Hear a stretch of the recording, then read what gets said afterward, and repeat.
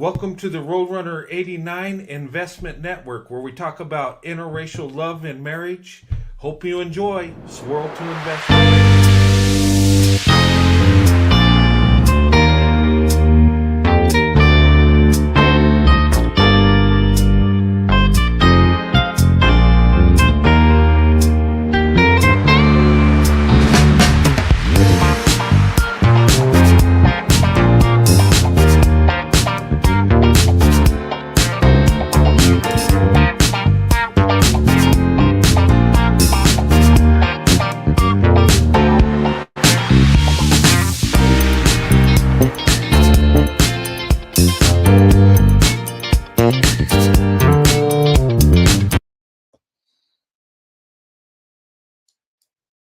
All right, how's everybody doing tonight?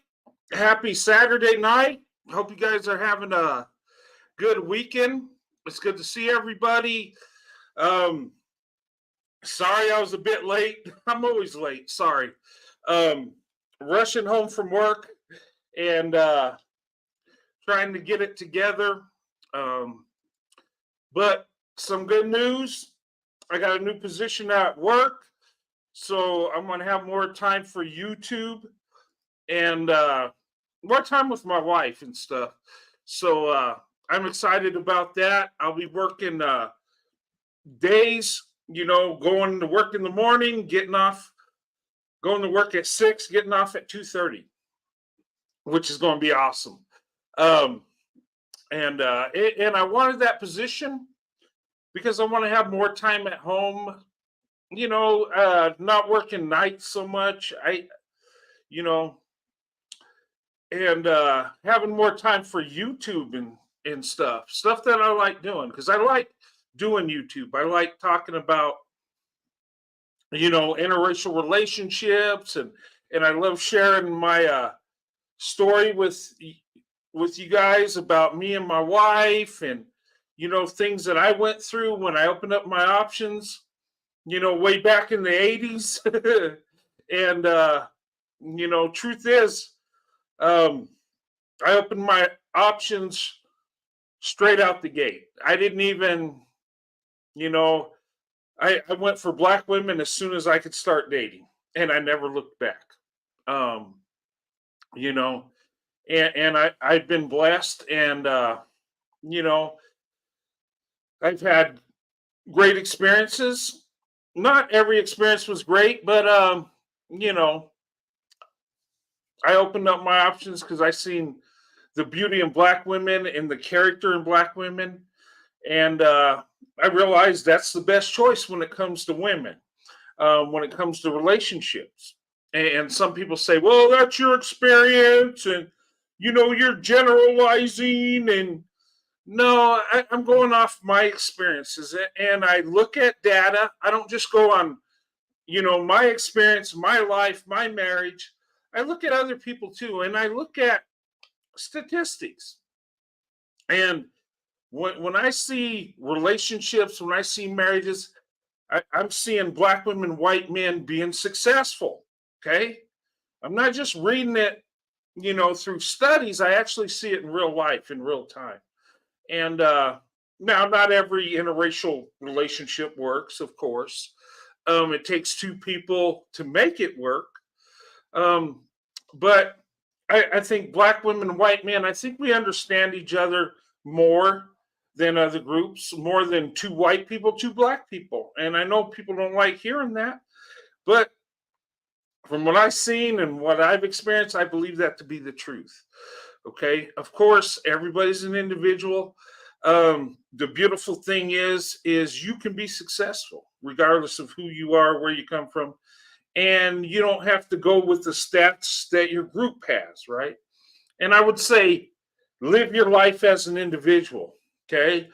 Um, you know, get out of that collective thinking. I think the only time we should be in the collective is within our nation, within our country, coming together as Americans. I think that's where we got to be in the collective. But in our daily life, and who we have a relationship, marriage, I think we need to do that as an individual and what's best for us. And For a marriage to work, it takes two people to make it work.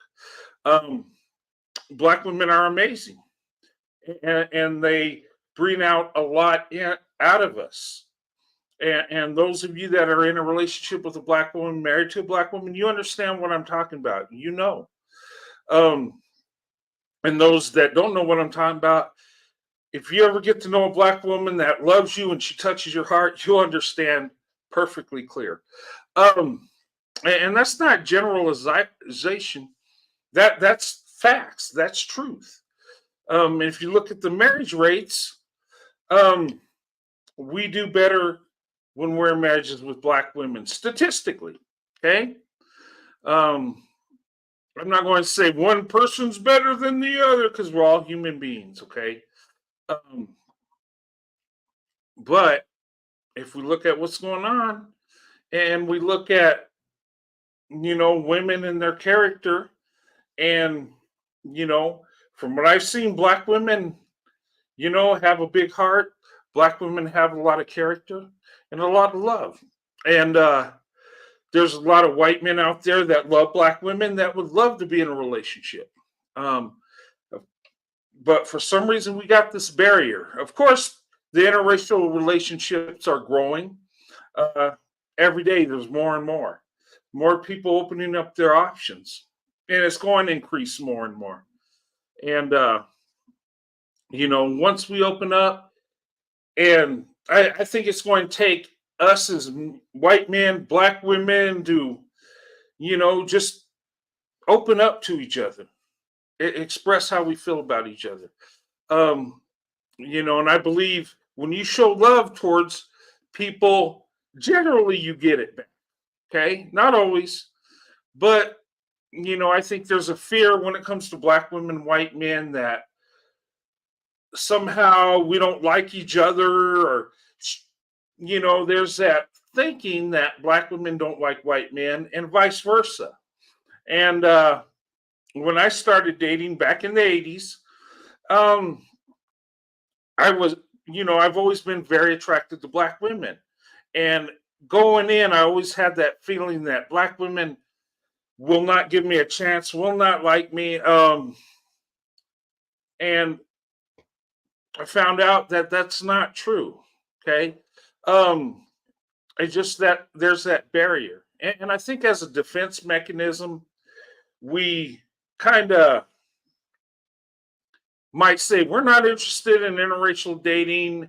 I've heard Black women say, oh no, it's Black men or nothing. And I've seen them years later open up their options. And I've seen white men that say, oh, well, I just date within my race. And a lot of times it's because of fear of being rejected, because they expect that, and and it's sad because you don't know. And I found out when I opened up my options, is there Black women that didn't want nothing to do with me? Of course. But there were Black women that were interested, and I've had great relationships. And and I have an awesome wife. And I wouldn't have got there without opening up my options. Getting out of that box, um, risking rejection. Okay. Um, Having the courage to approach a Black woman. And sometimes I tell you, uh, sometimes there'd be rejection. Sometimes Black women be like shocked. You talking to me? You want to take me out? And look kind of confused. And it sounds kind of funny, but that's really our mindset. For some reason, we think that people that are attracted to us are mostly people that look like us. We've been told that lie that people are attracted to their own race. It's natural. Well, men and women are attracted to each other. That's natural. Okay. But not everybody's attracted to the people within their group. Not all white men are attracted to white women. And we're seeing that more and more every day. White men in today's world are opening up their options more and more, and it's increasing a lot.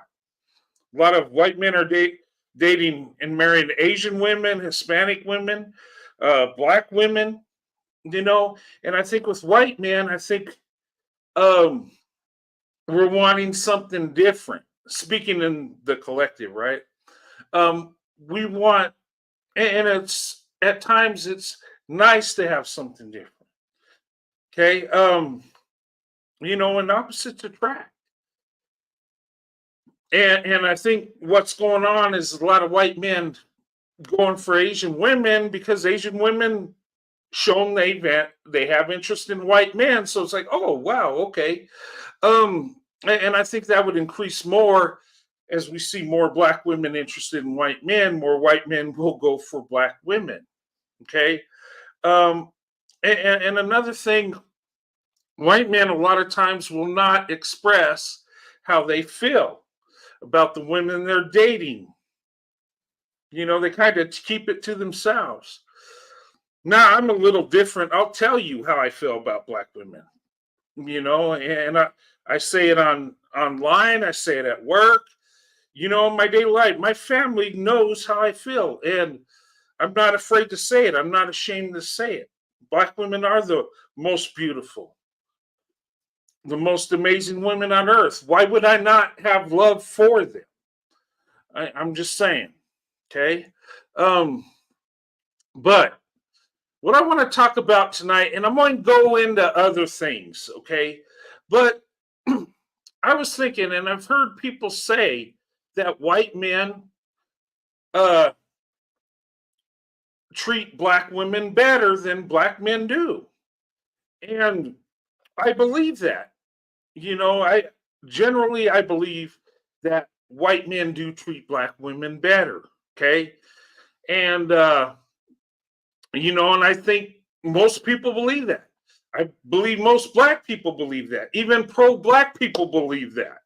I, and I think the reason why, well, I know the reason why we treat black women better. Okay, and I'm going to tell you, it's because we view black women different than black men do. Number one, if a black woman accepts us, we embrace it. We're not expecting the black woman to love us. We don't look at it like it's a right or it's a, we don't look at it like we're entitled. In fact, if a black woman opens up to us, we embrace that. For those of us that date and marry black women, we embrace it. We're grateful for that. Because I think it's not expected. And we see the beauty. And I think a lot of times we're happy to be in that relationship that we're not worried about if she's going to lift us up or do this or submit and all this stuff I hear black men saying. It's like almost, and I could be wrong. It's almost like they're trying to force it, trying to force submission, trying to force black women to uplift the black men, even though black women are always uplifting black men. And I think sometimes when you get used to having that you don't realize the blessing you have. You don't realize, how good it is to have a woman to uplift you, to have your back, to express her love for you. And I think, I think it's a cultural thing too. I think, a lot of us white men, not all, but are raised to be traditional, are raised to, when we become adults, when we become men, we move out of our home and we go find a wife and start our own family. And we've been conditioned, we've been groomed to do that. Um, I always thought when I was little, when I grow up, I'm going, get married, have a wife, have children. Um, and that's the way it is. I never thought that I would just go dating and mess around and have multiple relationships. No, I figured I would get married. And and it's embedded in our culture, and I think also we appreciate black women because I think a lot of times white women, okay, not all, but a lot of them take us for granted as white men. They're used to us, you know,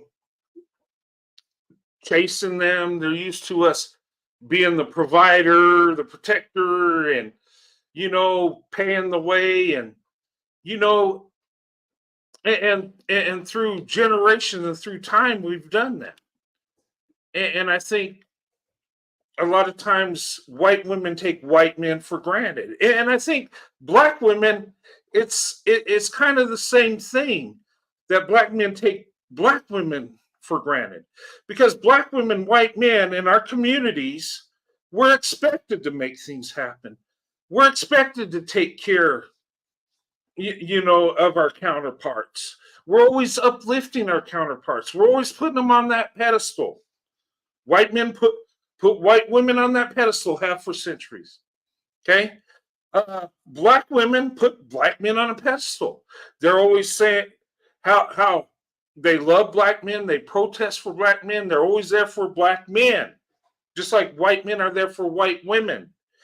And within our communities, we are the leaders. We are the ones that are counted on to make things happen. And when we open up our options and we come together, we're already hitting the ground running. And that's why our relationships last longer. That's why our marriages last longer. Because we're used to doing the work and we just do it.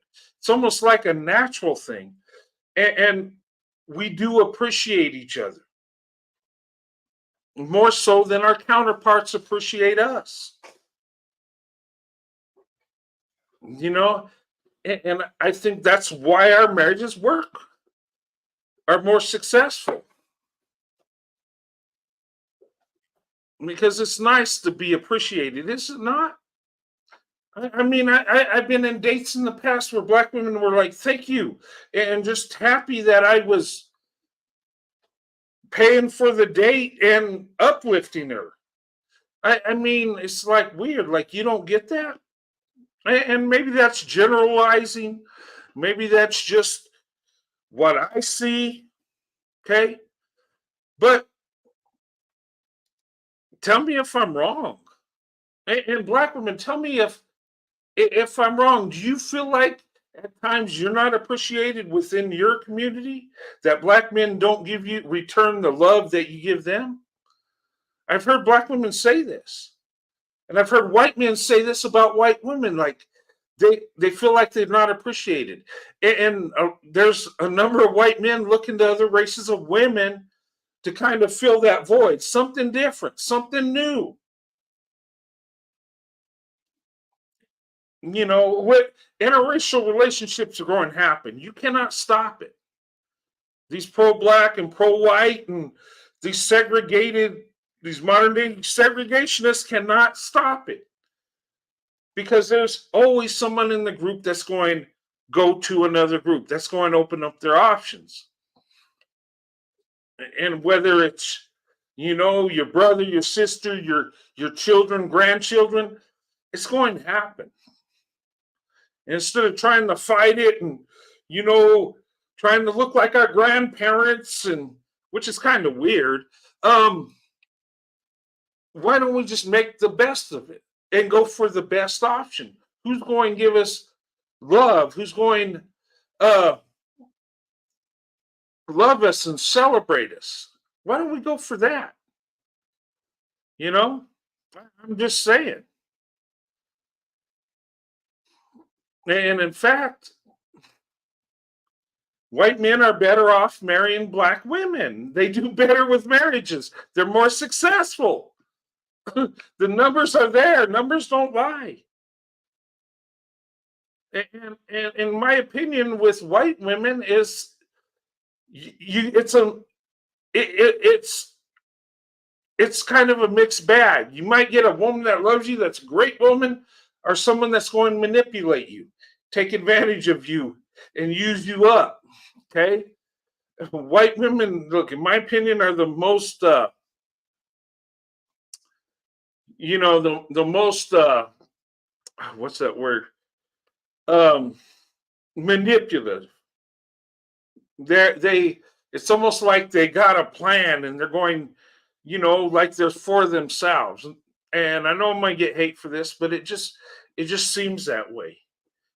And it just seems that black women appreciate us more. And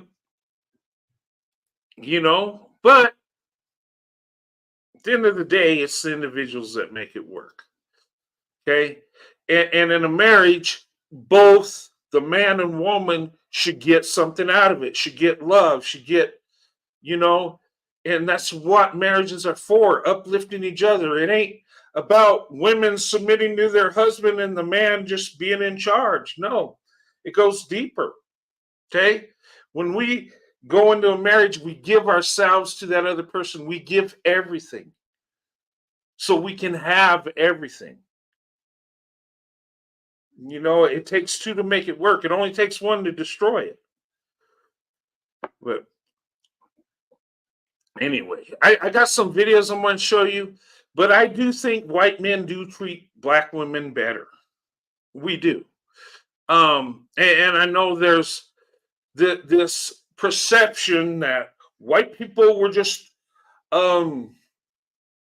inherently racist and evil and just like up to a scheme, a diabolical plan to just mess with black people, which ain't true. But there's that perception. And then there's that perception that white men are lustful after black women, they're fetishizers. It's kind of crazy if you hear this and look back in the past. The things they're saying about white men, they were saying about black men back in the day, back during segregation. It's just weird. It's like history repeating itself going the other way. I don't know. But there's that perception that we're fetishizers, we're lustful. There's an alternate reason why we date black women or we're with black women. But truth be told, our marriages last longer. Truth be told, black women do better with white men. And I know people are going to hate that, but it's the truth. Okay? And I want everybody to be successful, regardless of whether you're black, white, male, female, man, woman, regardless of the combination. Okay? Successful marriages benefit us all, regardless of who is in that successful marriage.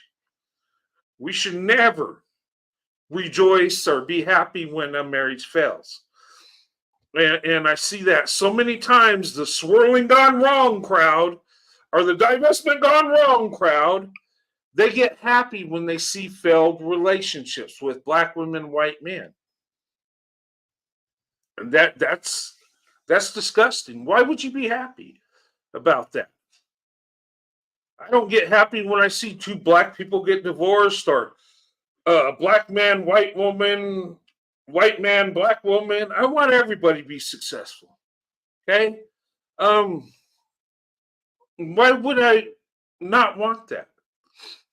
And us as a man, we do better when we put our pride aside and we go what's best for us. When we choose a woman that, that shares, what we want in life, that has the same interests, that want the same things. And being traditional, I always wanted a wife that's traditional. And I got that. I wanted to have a house, have children, spend the rest of my life with my wife. Now, some women don't want that. Some men don't want that. So, you got to go where your love's celebrated. And people that want the same things you do, you know. But I'm telling you, we need to open up our options more often. And I'm speaking about men and women, black women, white men. We need to get to know each other better. We need to give each other a chance. We need to open up and not be afraid to get to know each other, not be afraid to learn about each other. Stop worrying about rejection. If you don't try, you're just throwing in the towel to begin with. Okay. But, looking at the stats, and it's kind of ironic that black women, white men are the best option and are the most successful. And 20, 30, 40, 50 years ago, nobody would ever believe that. People thought I was crazy because I had love for black women. People thought I was crazy because I married a black woman. Oh, that ain't never going to work. 30 years later, it's working still. And why is that? And I think it's because we appreciate each other. We're both conditioned to work, put in the work. And when we do, we embrace that.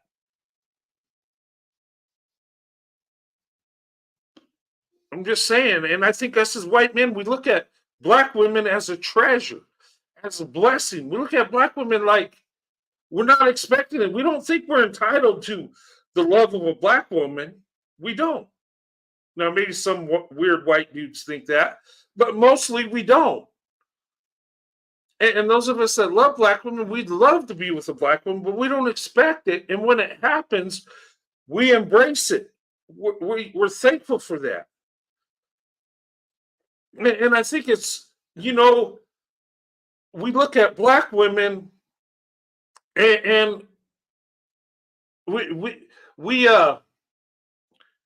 we like the fact that they're educated. We like the fact that black women are successful. And even if they're more successful than us, it's almost like it motivates us to be better. And I'm telling you, the way I've been raised and the way most white people, we don't expect to be with women that are more successful than us.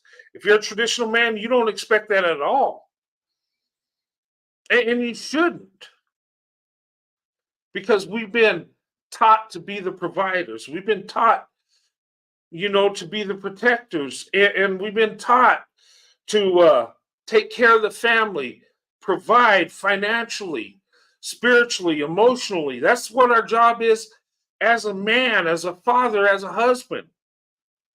We're the leader. We're not the dictator, okay? Yes, we want our wives to submit to it, but it's not something that we can demand or force. And being a leader does not mean you get your way all the time. It means that you do what's best for the family, what's best for the marriage.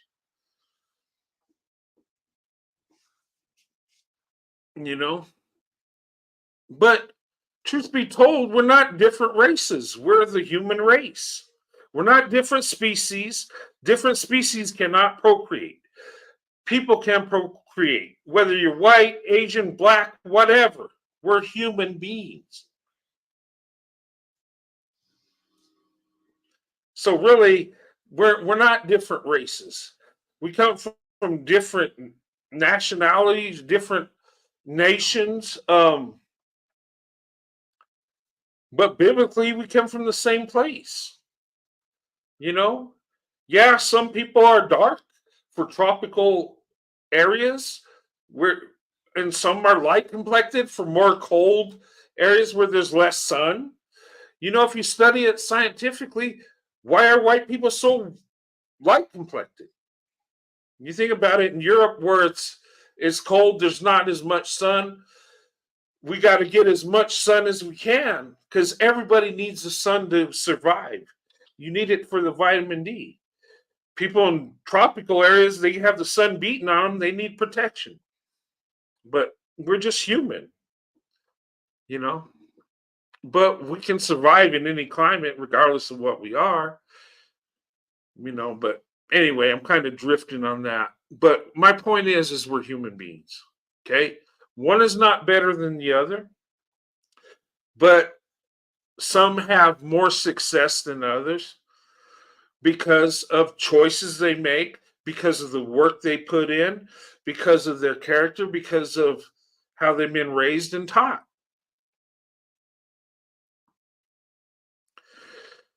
But anyway, I want to show you a couple things that, when I do these videos, I get our live streams, I get comments, I get loving comments, good comments, I get some hate comments. Some people, say whatever, and that's fine. I got a couple comments I got from a couple videos, and here's one here. Okay. And this comment I want to share with you guys. And this person says, is this a Black woman trait or just trait of your specific wife? These traits can be found in any woman, regardless of race. Okay. Easygoing is not a trait of a Black woman. Really? Okay. I've encountered they are not afraid to voice opinions, raise their voice, are very masculine and difficult attitudes. Okay, first of all, when I speak of my marriage and Black women, the traits I speak of are traits that my wife has and also traits that Black women have. Okay, and I don't know if Black men and white men, if we're on a different planet or what's going on, but I don't see Black women as masculine, loud, and stuff like that. Black women are very feminine. Okay, now they might think a Black woman's masculine because maybe she's a single mother and has to be protective and has to have her guard up. But that's her environment and what she has to do. But the traits are not specific to my wife. Black women have these traits. Okay? Black women are easygoing. Once you get to know them, once they trust you, Black women are very easygoing, very loving. I don't have trouble dealing with Black women. I never have. Even the ones that don't like me, I can deal with pretty peacefully. Black women are pretty reasonable. Okay, whether she only dates Black men or she opens up her options or whatever. Okay, but Black women are easygoing. Black women are loving. I don't know. But I get this comment. But Black women, a lot of times, will say how they feel. Black women are passionate. Okay, I look at that when a Black woman expresses herself and tells you how she feels. I don't think that's a bad thing at all. I think that's being passionate. Why should we hide how we feel? And because Black women have a big heart, they will express themselves. At times, they will tell you what they think. Okay, that don't mean she's being masculine and difficult. Maybe she's been put through difficult situations. It's kind of weird. These guys don't look at that. But I mean, but I don't see Black women as masculine and difficult at all. I don't. But apparently this person does, and he thinks that these traits are just my wife specific. It's funny because when I came on YouTube, people were saying, oh, well, when I first started, oh, you don't have a Black wife, you're just making it up and this and that. And I show my wife, and somebody will say, "Oh, well, that's just a friend of yours. You're acting." And they didn't want to believe I had a black wife and a successful marriage. And when people started researching me, and I'm telling you about YouTube, do not lie on YouTube, because the truth will find people will find out the truth. You got crazy people that will look you up and see if you're lying. And because they haven't found me lying, they know I've been married 30 years, and they know I got a successful marriage. Then now it's like, well, that's your experience. That just like it's an accident. Okay. But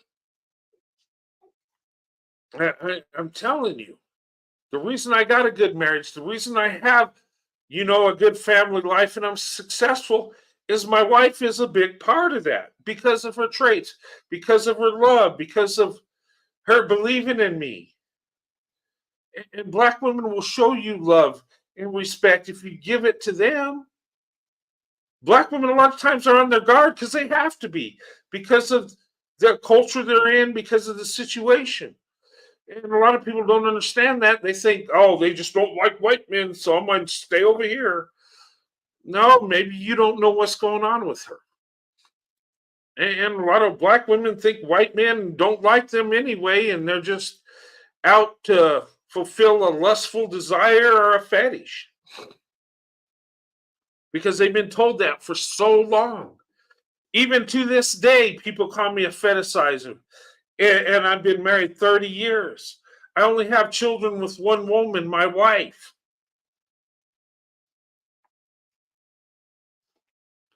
Fetishization don't last 30 years. I'm telling you that right now.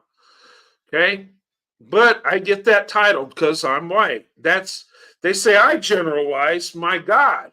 I've been called a racist, a fetishizer, a lustful weirdo. I mean, it's crazy. But anyway, but that's some of the comments I get. And then here's this one.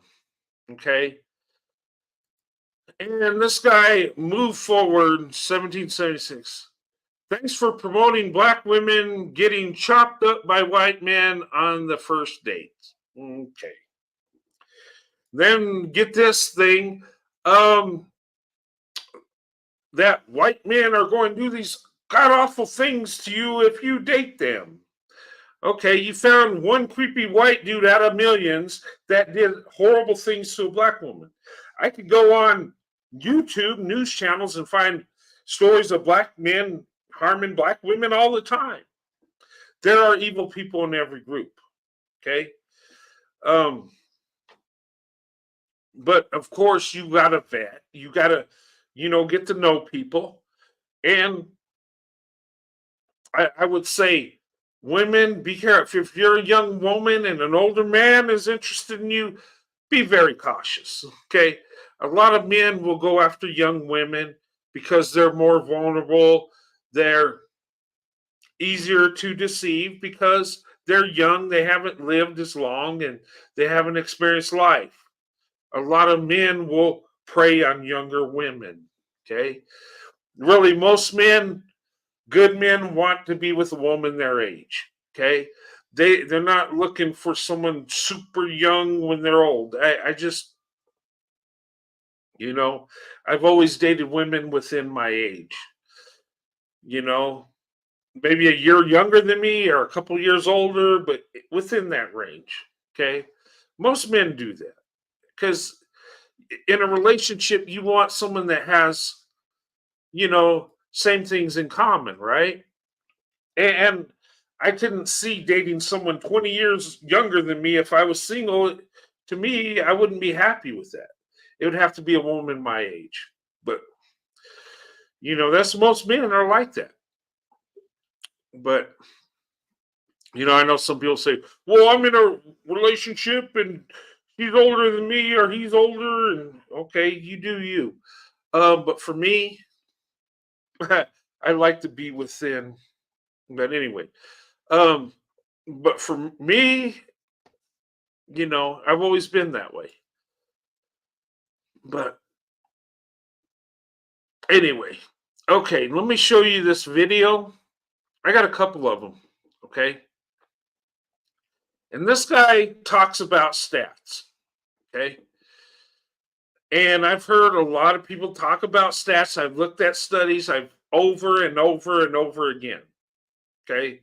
Some people say I'm lying, that I'm just making it up, that black women, white men are successful, that I just pushing a false narrative. Look at the look at the studies. You tell me, you research, okay? And if I'm wrong, prove me wrong. But I'm right on this one, okay? But let me show this TikTok, okay? Black women differently than... Okay, this guy says this is interesting. And white men view black women differently. Yes, we do. Okay, let's hear what he has to say. Here's an interesting statistic. White guys view black women differently than black guys. And these statistics don't lie. Interracial divorce rates. This is pretty interesting. A black man and a white woman are 200% more likely to be divorced. An Asian... What do you say? A black man, white woman are 200% more likely to be divorced. Wow, 200% more likely. All right. He's going to talk about other groups. 100% more likely to be divorced. An Asian man and a white woman are 59. Asian man and white woman, 59% more likely to be divorced. Okay, so right now the worst is black men and white women, statistically. And look, I don't celebrate that. I don't want that to be the truth. I want all marriages to last, okay? But the 59% Asian man and white woman, okay. % more likely to be divorced. An Asian woman and a white man are 4% more likely to be... Okay, so white man and Asian woman, 4% more likely. So the success rate is getting better, okay? So white men and Asian women do better than Asian men and white women. Interesting. And do better than black men and white women, according to the study. Okay? More likely to be divorced. But this is the crown of the study. A white man and a black woman are 44% less likely to get divorced. 44% less likely to get divorced than everybody. Let that sink in. Okay? White men do better with black women when it comes to marriage. They do better with black women than white women. They do better with black women than Asian women. They do better with black women than Hispanic women. Okay? White men, open up your freaking eyes and start observing what's going on. The best option for you is the black woman. There have been many studies that point this out. This ain't just one study out of the blue. White men,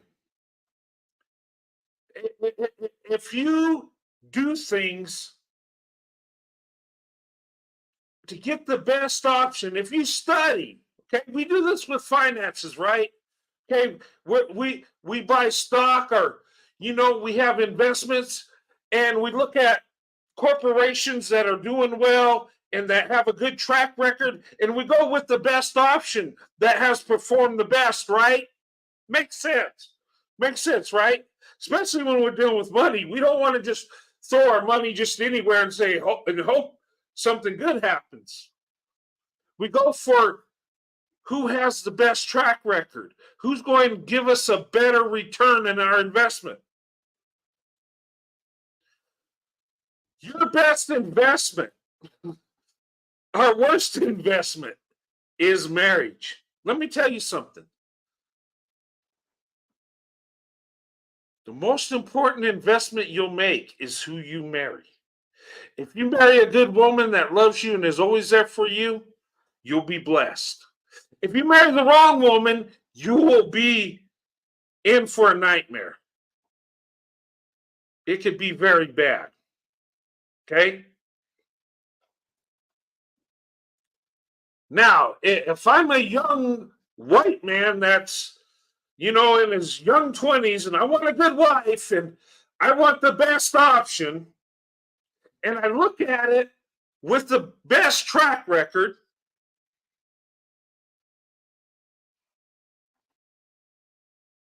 I would have to go with the black woman.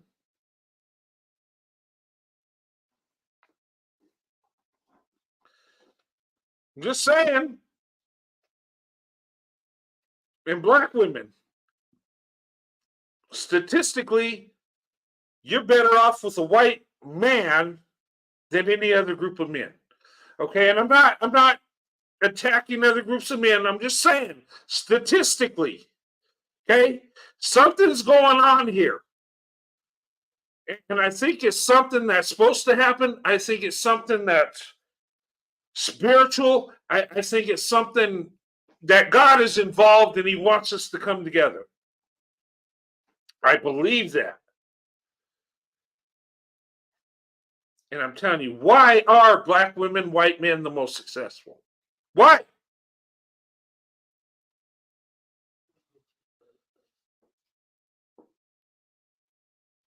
I'm just saying.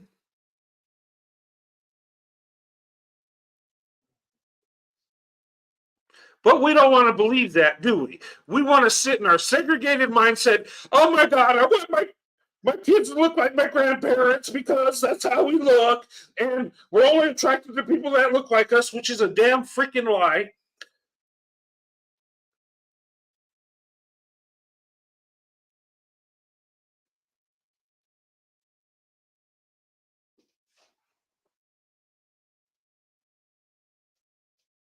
I'm just saying. Now, does that mean that if you're a white man and you marry a black woman that's going to work and be great and wonderful? Maybe, maybe not. But black women, white men have the best track record. Okay. Now, you got to vet whoever you're dating. Okay. And black women are the best option. But I'm going to tell you this, and I've dated interracially from 1985 to 1993 when I met my wife, and I married my wife in 94. Okay. I have had awesome relationships with black women, but there's a couple relationships with black women that was horrible. Okay. So you still got to vet the person. You still got to choose right. Okay. But why do white men and black women work? Think about that. Why do black men and white women don't do so well? And I'm not saying point the finger and judge anybody, okay?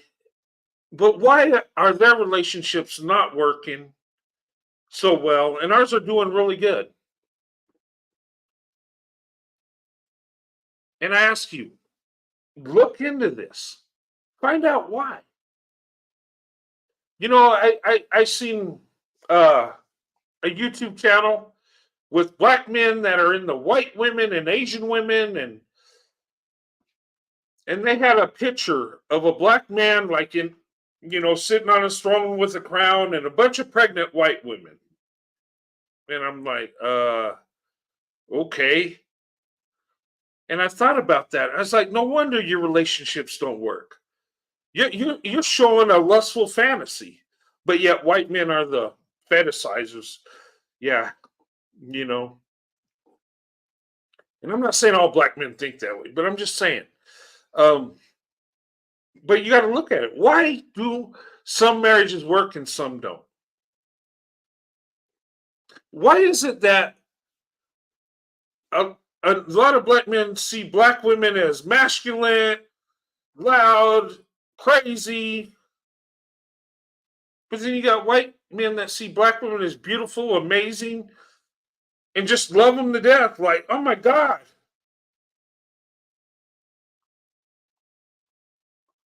Isn't that kind of odd? Hmm. Just some food for thought. Okay. But do the research. If you don't believe me, you don't believe this guy with the Waffle House shirt, do your own research. Find out. Okay. But here's the important thing. If you're going to, if you're going get married, if you're going to commit to a relationship, you want the best option because you want the best results, right?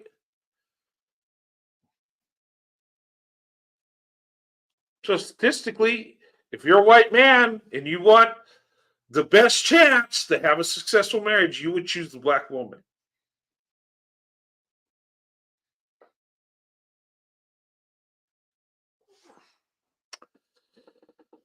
But you know, but it's your choice. I would say just love the person that loves you. You find true love regardless of who it's with, embrace it, be thankful for it. I'm just saying. Okay, T Hawk, you got a troll here because you took our generational wealth. Use our woman. Okay. So that's why marriage don't work in the black community because white people just took all your wealth and you can't do nothing. Well, one thing you could do is marry the black woman, show her love, respect. Okay, start working on not having the highest out of wedlock birth rate. How about working on that? How about loving and respect? That don't take money. That don't take wealth. How about that? How about giving black women the love that they show you? But see, oh, there's an excuse. You took our wealth, so that's why our marriages don't work. Okay, we're in 2024. You can do something about it now.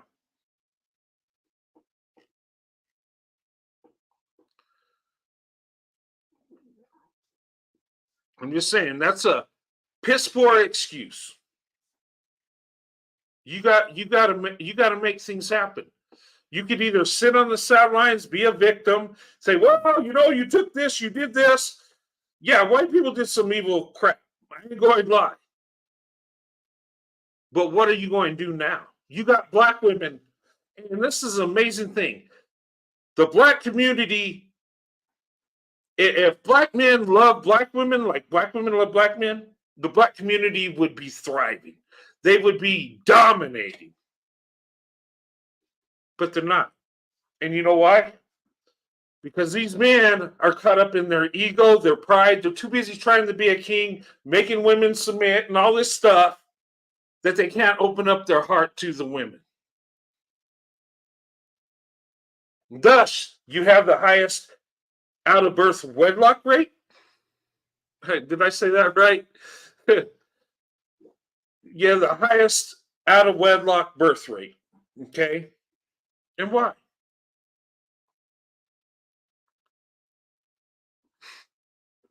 Your marriages are the lowest. The black community has the lowest marriage rates.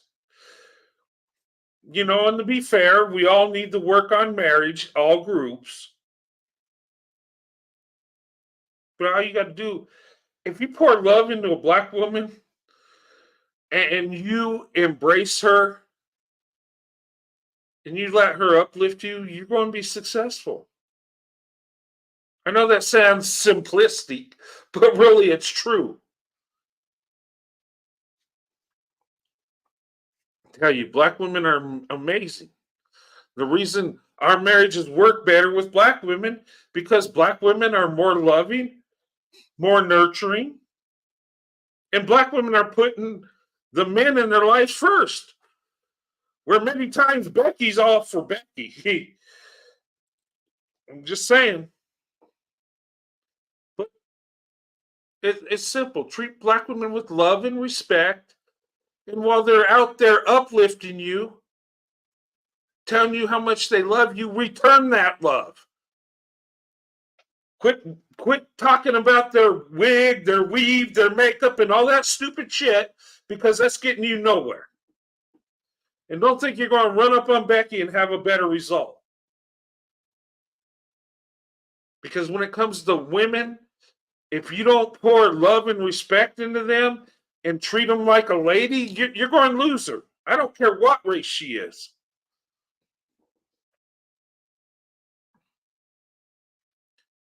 But see, I hate that victim mentality. I mean, be successful. Some people have more than others, but that don't mean you can't be successful. That don't mean you can't have a good family. That don't mean your kids can't be educated.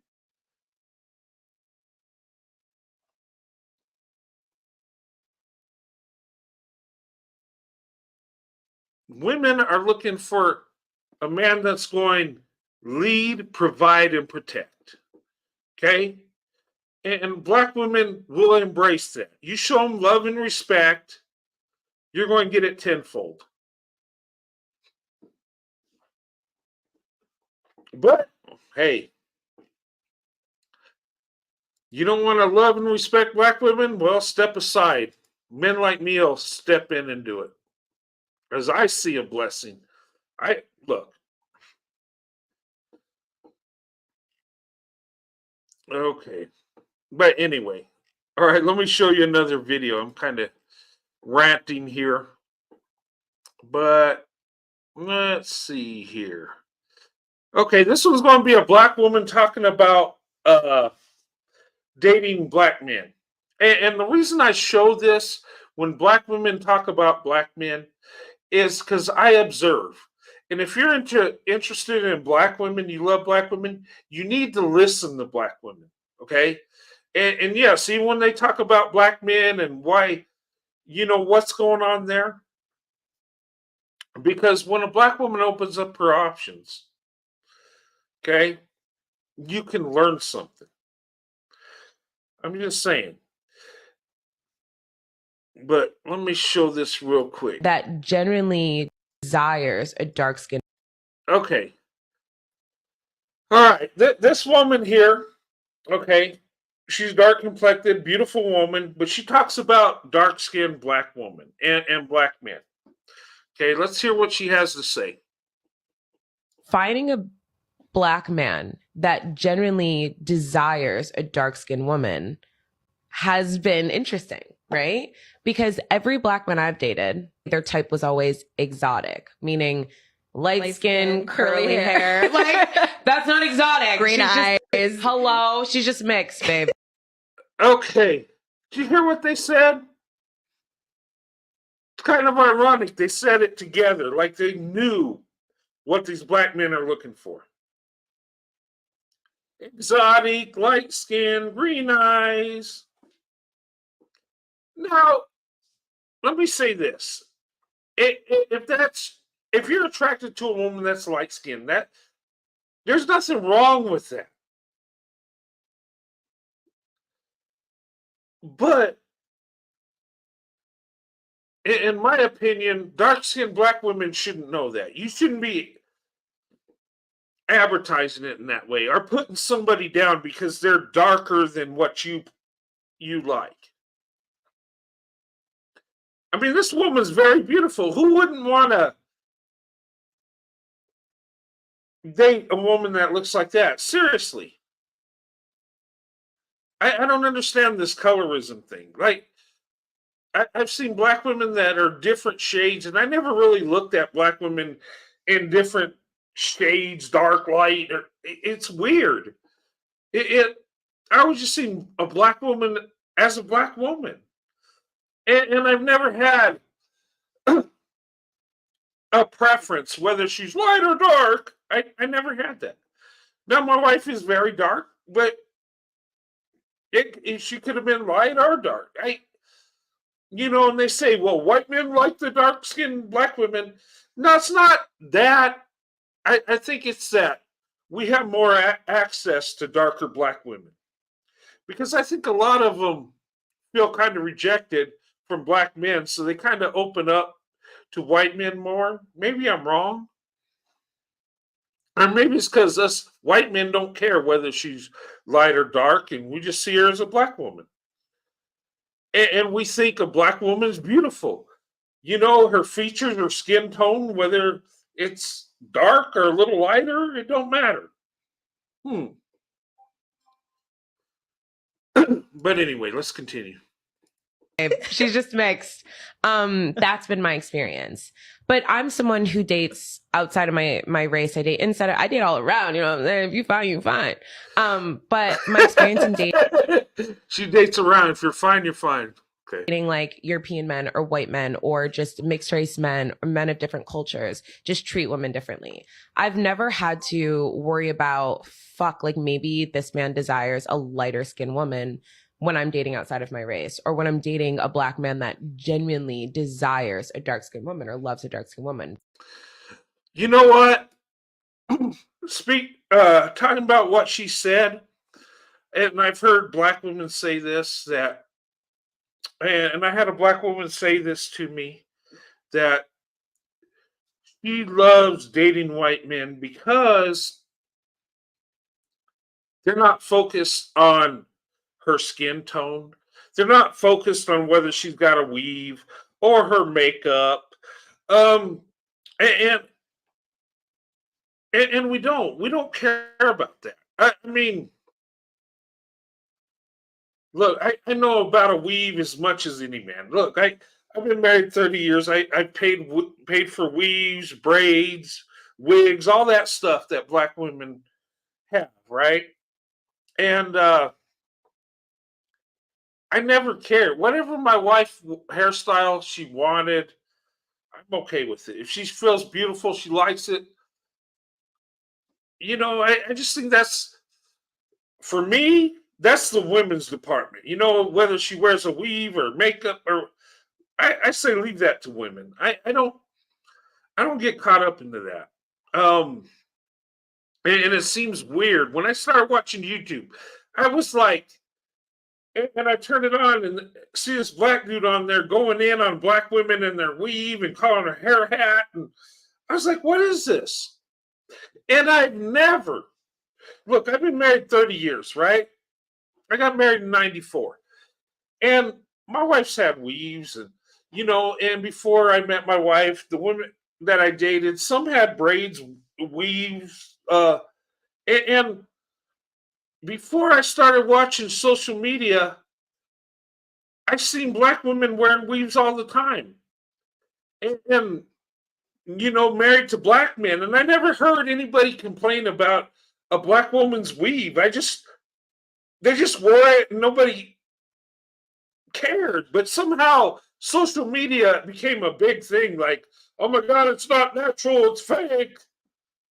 But what's crazy is it don't go crazy when a woman gets a BBL or alters her body or does surgery. And for me, I think that would be worse because you're messing with your body. And now you can do what you want, but I'm just saying, a weave, like, really? You put it in, it grows out, you take it out and move on. It's like, I don't know. Just my thoughts on that. But I just thought it was weird that a man's so worried about a woman's hair like that. It's like, I don't know. But I never seen it till I got to social media. Look, I never heard men complain about a woman's weave till I watched YouTube. And maybe because I live in a white community, and not everybody I'm around is a black person. Maybe it happens more in the black community. People complain about it. I don't know. But I just find it weird that became a big thing. But anyway, okay. But I mean, so, and I believe this to be true. White men, we don't care about a woman's skin tone. We don't. We don't even think about that. I never even thought about my wife being dark till somebody pointed it out. I'm like, what? My grandmother talked about how dark my wife was when she first met her, and I'm like, and couldn't understand why I was mad that she said that. And then I had a friend who was a black guy that talked about how dark my wife was, and I'm like, oh my god, dude, you're the same complexion. That's weird. But I don't know. I could just our mindset. I'm telling you. Hey, black people complain about white supremacy, but practice it. I'm serious. Because that's what colorism is. White supremacy. I mean, you say you hate it, but you embrace it. Okay. Okay, let me remove this. All right.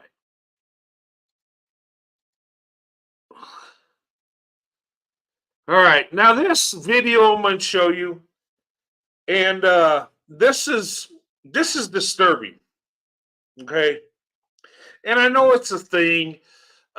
When you have black men, young black men, line up with young black women and point to them and say smash or pass, and like what? I guess saying that they would have sex with this woman or they wouldn't. Okay, you guys seen this, and why young women would participate in this is beyond me. And why would you tell somebody this? Like, I don't know. But anyway, let me show you this video. You bad, no cap. I'm going. Okay, black men don't like dark-skinned women. Let's see. You my mama age. You bad, no cap. I'm going to smash. I'm a pass. I'm not into dark skins. Y'all, this video was so freaking triggering. I literally wanted to tear up as I was watching this video. And he wasn't the only guy who was saying, oh, I don't like dark skins. You know, you're darker than me. Everyone was like smashing on all the light skinned girls, and all of the brown skinned, dark skinned girls were getting pass after pass. And like, they were gorgeous. And this is such a problem within the black community. Colorism is such a problem in the black community. And we have to stop pretending like it doesn't exist. And we need to acknowledge that all of the people in that room were black people. They were black people. We were talking about ourselves, putting down brown skin, dark skin women. This gotta stop. Wow. And that's the weird thing about it. Like, these are black people going in on black people because of their skin tone. Like, what? Are we in the Twilight Zone? I'm just saying. You got black men hating on black women because of their skin tone, and then you got white men loving black women and embracing.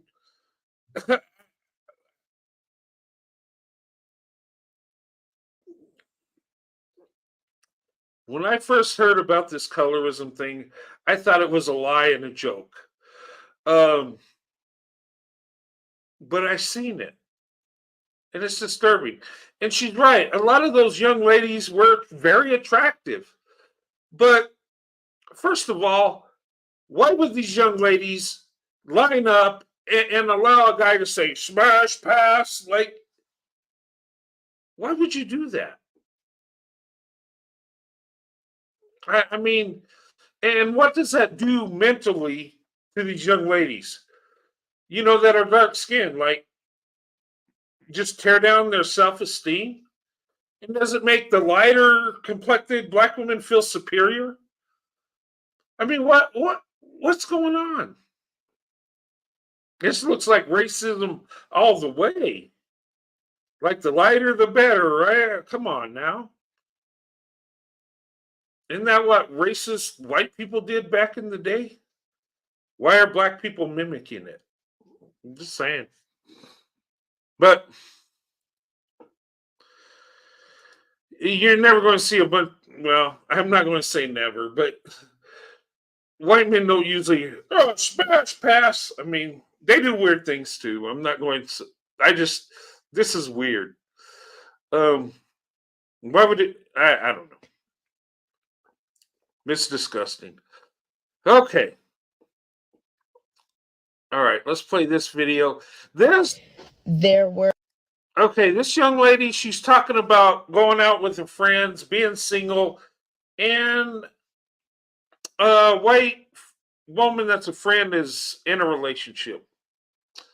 But let's hear what she has to say. So I just went to brunch with a couple of my homegirls after church, and there were 5 of us. 4 of us were black, 1 was white. And the 4 of us black girls were single, and the white girl is in a happy, healthy, thriving relationship. Her partner is Hispanic, and they have been dating for a few months now, but like the normal progression: met, hit it off, went on a few dates, got in a relationship, long distance right now, meeting parents soon. Like the normal. Okay, no gray, no limbo, no nothing like that. And then me and all my black homegirls are talking about our relationship status, and all of us are single, for sure. All of us are like actively dating, some more active than others, but nonetheless single. But then we're kind of telling the stories of like the guys that we're talking to or have gone on recent dates with, and like these struggle stories are insane. And for reference, we're all in between 27 and 29, maybe 30. Why is this the commonality with me and all my black girls? Okay, let me stop right there real quick. Okay. Listen to what she's saying. Now, I think this is really going on because this young lady, very attractive, why wouldn't. And she said her friends were like 24, 29 or something. I tell you, I got married at 24 years old. And within my family, it's like I was a late bloomer. Everybody got married younger than I felt like I was, oh my God, I'm 24 and just barely getting married. Like, but when you're raised in a traditional family and a Christian type environment, you get married younger.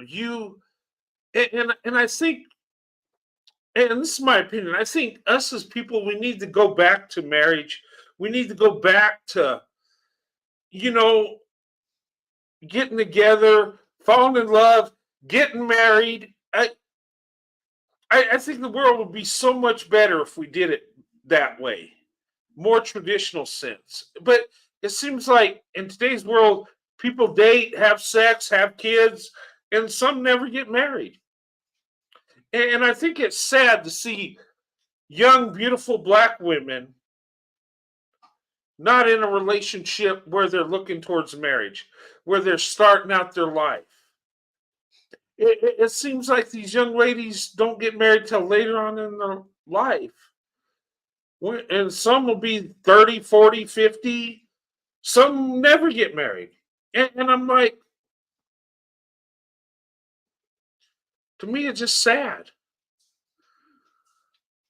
And this is one of the reasons I think black women need to open up their options and seek out other groups of men. Because not only black women outnumber black men, but they're just not getting married. Black men are not marrying. I mean, what?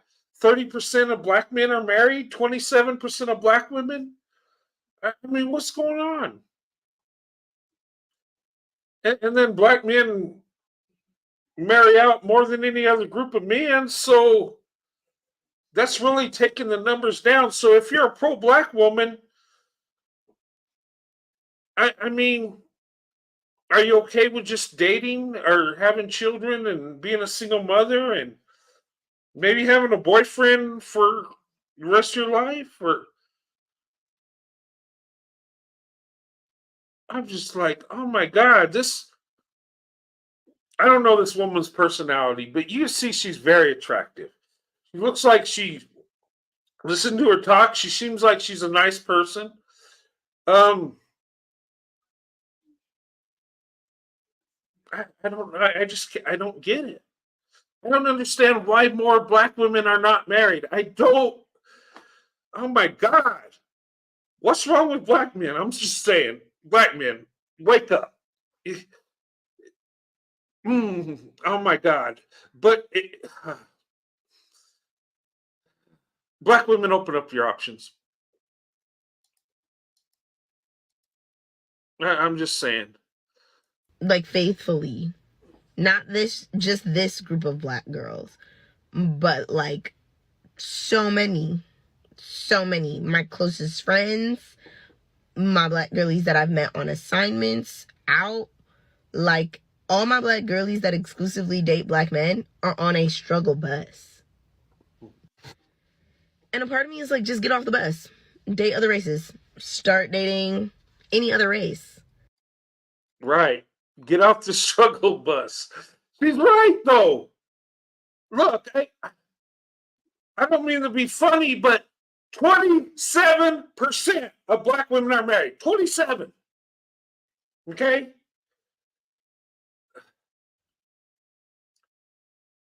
The biggest statistically, the biggest group of single women are single mothers are black women. Okay? More than any other group. Black men are the least likely to get married. And then they're the most likely to date and marry out. So I'm looking at this and I'm like,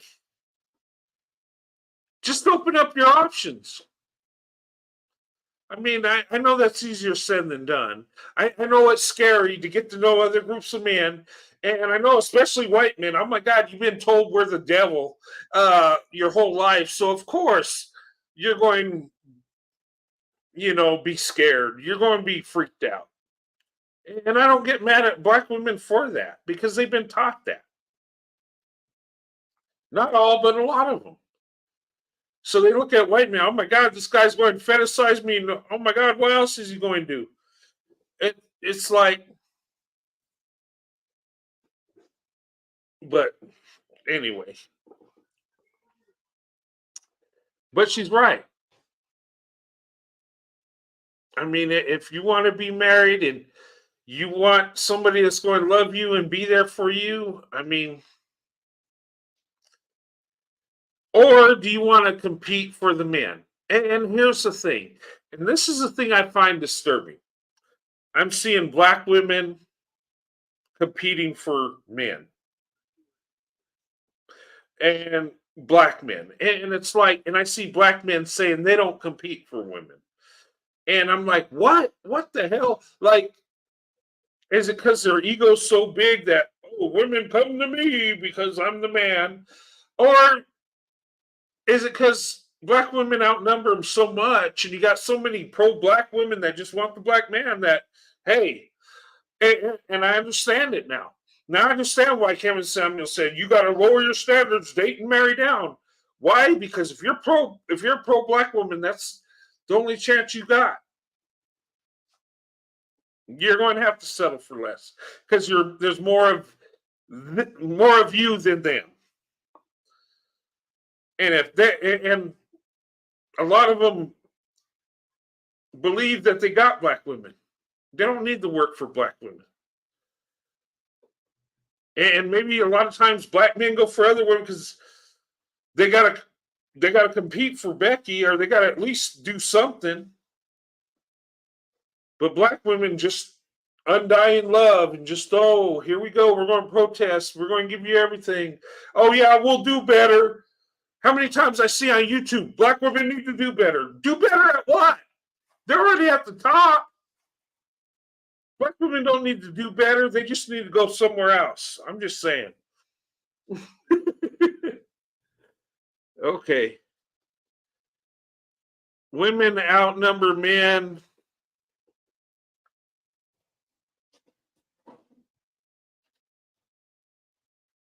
Okay. Yeah.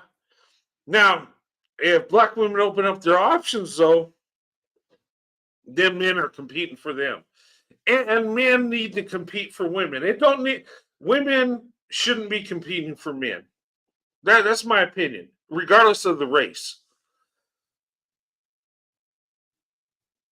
So that's where the competition. Yeah, and you're right because if they're only for the black man, they're going to have to compete. But men are better when they have to compete. Men generally treat women better when they have to work for the love of that woman.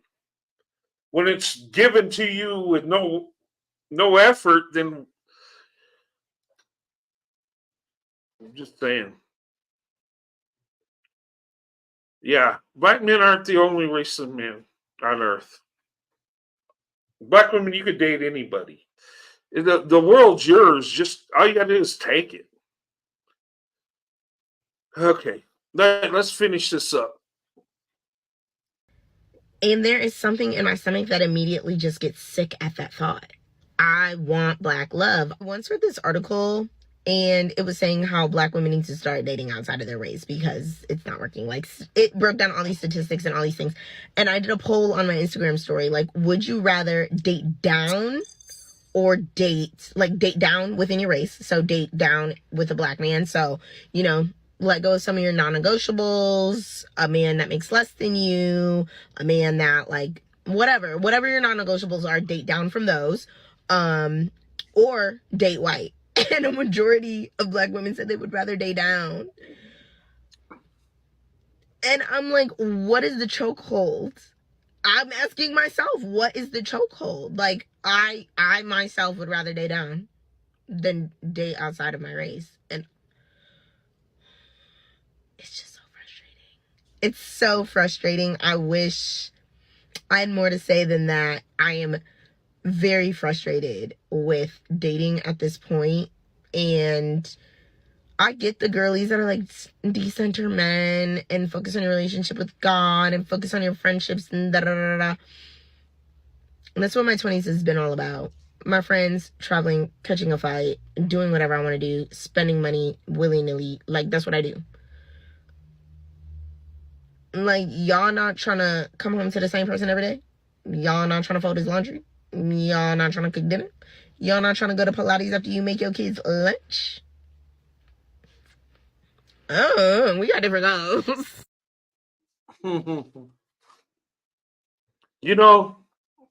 There's a lot of black women like that they'll date down, they'll stay race low no matter what. And I wish everybody to find love. Okay. And find love who you want to be with. If this young lady wants to be with a black man, she should have that. And she should have a man that loves her fully. But statistically, it's not happening. And a lot of black women are not married. A lot of black women are up in age and haven't been married. And some are like, God, I wish I would have opened my options long ago. It's heartbreaking. I'm just, and I think, and it's sad, and I think it's conditioning. They've been taught that you're supposed to be attracted to your own race. Um, and white people have been that way for so long, and we're finally getting out of that to where we can see beauty in other races. And it's like, I think it's just so much conditioning that you've been told a certain way that you end up living your life like that. And some black women feel guilty for opening up their option, and some feel like, oh my God, white man, you're with the enemy, and all that nonsense. But I mean, black women can date anybody, and wouldn't. I'm just saying, to black women, wouldn't you want men to compete for you? You don't need to run to white men. There's Asian men. There's other groups of men. Open it up. You're telling me you can't find a white man you're attracted to? I mean, I'm just saying. You can't find a Brad Pitt looking guy out there? I mean, come on. There are attractive people in all races. I think the conditioning just been going on for too long. We need to get out of that segregated mindset, get out of it, go for the best option. I mean, I got out of it from the get go. But anyway, what'd you think about that video? Is she right? Love has no color, right?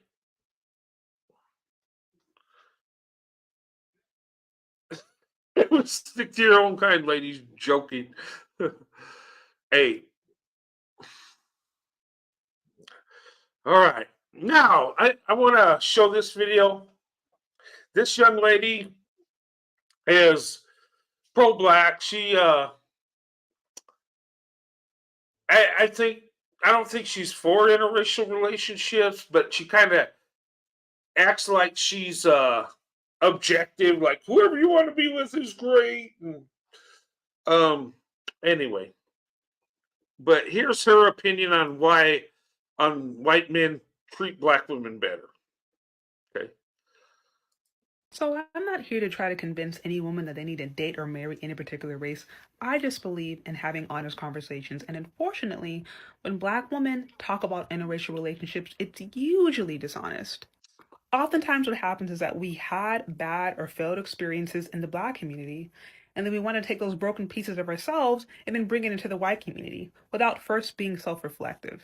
If you can literally say an entire people group, an entire race of men is better than another race, that means you probably don't know them. Because if you actually knew white people, you would know. Okay, first of all, let me stop right there. Okay, it's not about who's a better man or better group. It's who's making the better decision. Who are you getting a better result with? Okay? One man is not better than the other. Of course not. One woman isn't better than the other. Okay? But you're getting a better result from a different group of men. And maybe it's because white men will treat you better. Generally. White men see black women differently. We don't look at black women and think we deserve access. We look at like it's a privilege, it's a blessing that she even, opened up to us, and we embrace that. And I don't think it's black women just going to white men with their problems from the black community. And I think black women are getting tired. I think black women are getting tired for competing for men, and they want to be loved and uplifted. I think black women are getting tired of uplifting black men. I'm just saying. And they want the men to uplift them. I mean, maybe I'm wrong, but I think white men do treat black women better. I know we do. And why is that? She's talking like, well, all men are the same, and you're just taking your problems over there when you can have total success over here. I don't know that they also have struggles, that they also have issues. I mean, 80% of Americans, just about 80%, live paycheck to paycheck, including white people. So no, white men aren't going over here, all of them with trust funds, buying their women houses, flying them out on yachts, just treating them like goddesses. No, that is a literal fantasy and fear. Okay, she's right on that part. Most people live paycheck to paycheck. She's right. White, black, in America,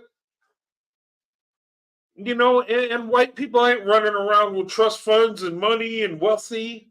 She's right. Most of us are not. We're just everyday working class people. But, and here's the but those of us that open up our options to black women, Our marriages last longer. We're usually more successful. Usually our kids do better, educational wise, more stable. And they've even done research on children.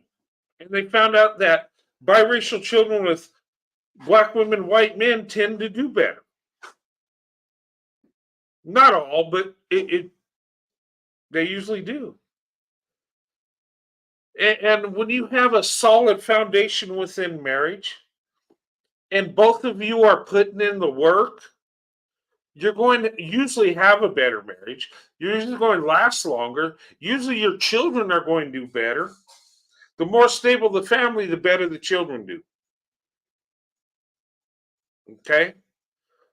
Now, but she's right. We all struggle, right? But who's doing better statistically? Black women, white men. So I would say open up your options, and whatever man you find that's the best fit for you, go with that. How about that? I think that's fair. Fairy tale. As I mentioned before, if white men were treating all of their women like queens, then feminism would not have been started. Feminism literally started by white women who were unhappy with their position in society. They wanted more power, they wanted more access to wealth, they wanted more agency. So, okay, here's the thing. Now she's spinning it. Because if white men did so great, feminism, because I guess white men are so horrible that feminism started. Or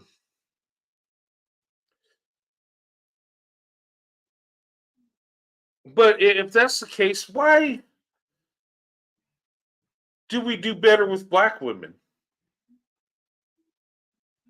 If we're so horrible, why do we do really well with black women? And if feminism was our fault, wouldn't we run black women off too? I don't know. She's kind of slick on how she does it. Like, oh yeah, we all have our problems. We're all people. But if white men were so great, what about feminism? So she throws that in there to get black women to think, look, white men ain't that great. You're better off being with your own. That's really what the message is. no, that's not true. Also, white men treat us better, but they don't marry us. Currently, about 1% of white men in the United States of America have a black wife. I'm not talking about a girlfriend. I'm not talking about a side piece. I'm talking about wife. Okay, first of all, that 1%, okay? Did you know that less than 1% is serving in our armed forces today on active duty? Less than 1%. So more white men are married to black women than men that are serving in the military. Let that sink in. And another thing, black women are only 7% of the population. White men are about 35%. Okay? So, and I've looked at the numbers. If every black woman married a white man, the percentage of white men married to black women would be like 28% if we married every black woman in America. So the numbers are always going to be low when you do white men married to black women. Now, why don't you spin it the other way? What is the percentage of black women married to white men? Tell that number. You won't do it. You know why? Because it would be a lot higher. Because black women are only 7% of the population. White men are the biggest group of men in America. So, of course, our numbers are always going to be low. Even if we marry every black woman in America, our numbers will still be low. So that's a play on numbers.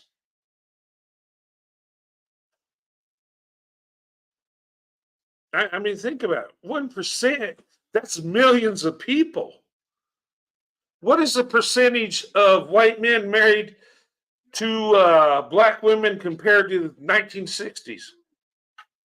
It's increased like 400 to 500%. and our population's growing. And here's the thing: does it really matter the percentage? How about the marriage success rate? Why don't you talk about that? Because you're saying white men aren't married black women, only 1%. But when we do marry black women, what happens? Huh? Who has the most successful marriage rate? Black women, white men. Why don't you tell that story? Just saying. Married, shared assets, all of that. It's about 1%. Also, they literally had to pass a Crown Act in 2019 to ensure that black women could wear their natural hair in white only spaces and not be discriminated against. But white men treat us better. Yeah, white men do treat you better because our marriages last longer. But if you want to go back in time, okay, well, they did this, so white men really do they treat us better because of the Crown Act? How many white men were involved in the Crown Act? Most of us don't even know what the hell the Crown Act was. I know what it was because I studied it.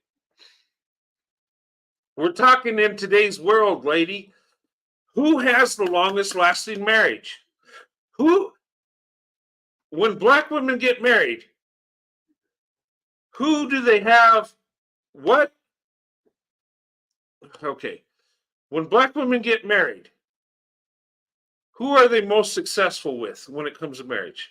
Who do they have more wealth with when it comes to marriage? Because I'm telling you, if you look at it statistically, black women that are married to white men, their marriages last longer. Black women married to white men have more wealth. Black women married to white men have more stability. Black women married to white men, their children tend to do better. Black women tend to be safer, tend to be in a better neighborhood, tend to feel more loved and respected. But you're trying to say we don't treat them because the Crown Act back in the day. Okay. All right. Well, if black women want to listen to that and not open up their options and stay alone and date and marry down, okay. Really, the math ain't math. And at the end of the day, you're going to find good black men out there, bad black men out there, good white men out there, bad white men out there. It's not about the race of men. And I think a lot of times when black women start to No, it's not about the race of the men, it's about the character. Okay.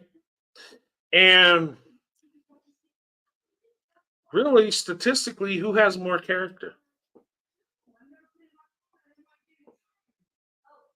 The math ain't mathing, is it? Okay. Now, people are people. Okay. And it's about character, right? There are good and bad in all races. Sure, you're right. But who does better when it comes to marriage? Who has a better success rate? That's what you got to go into and why. We can't just sit back and say, well, you know, everybody's good and bad, and black women just stay where you're at. It's going to be all right. I'm just saying.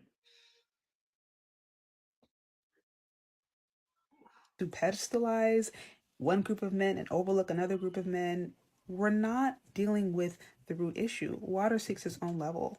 And if you're going from relationship and relationship and getting the same result, if you're the common denominator, it might be that there's something inside of you. Maybe there's some unhealed issues. Maybe there's some emotional trauma, some different things that need to be dealt with internally.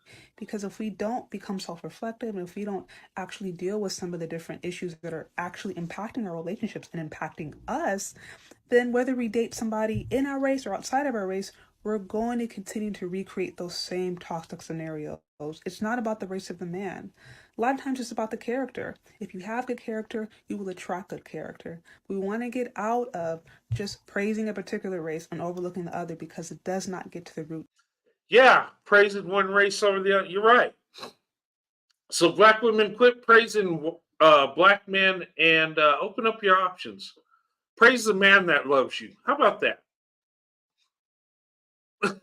we can talk about this going the other way. What about black women that only go with black men because black men are better? I mean, we can make a video on that. But who, who do black women get the best result with? And I'm just saying, open up your options. Get to know people. Don't be afraid. You might find your true love out there. But a lot of what she says is right on. Okay. She does make good points. But what she does what she does is she spins it in a way that makes it look negative to go with white men because you're just penalizing them. And look, feminism took off if they were so great. And what about the Crown Act and all this other stuff? Well, we can talk about 10 million things. I mean, but go where you want. I mean, if she thinks, it's better to just stay where you're at, it don't matter, hey, do you. I'm just looking at results. I'm not saying one person's better than the other. I'm just saying some people have better results than others. Some people tend to have stronger marriages than others. And why is that?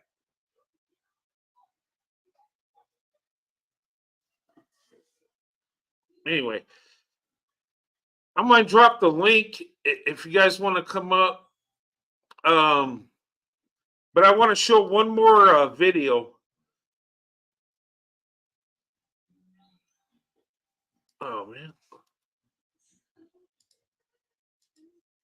Okay. I want to show one video before I open up. But the link's there if you want to come up.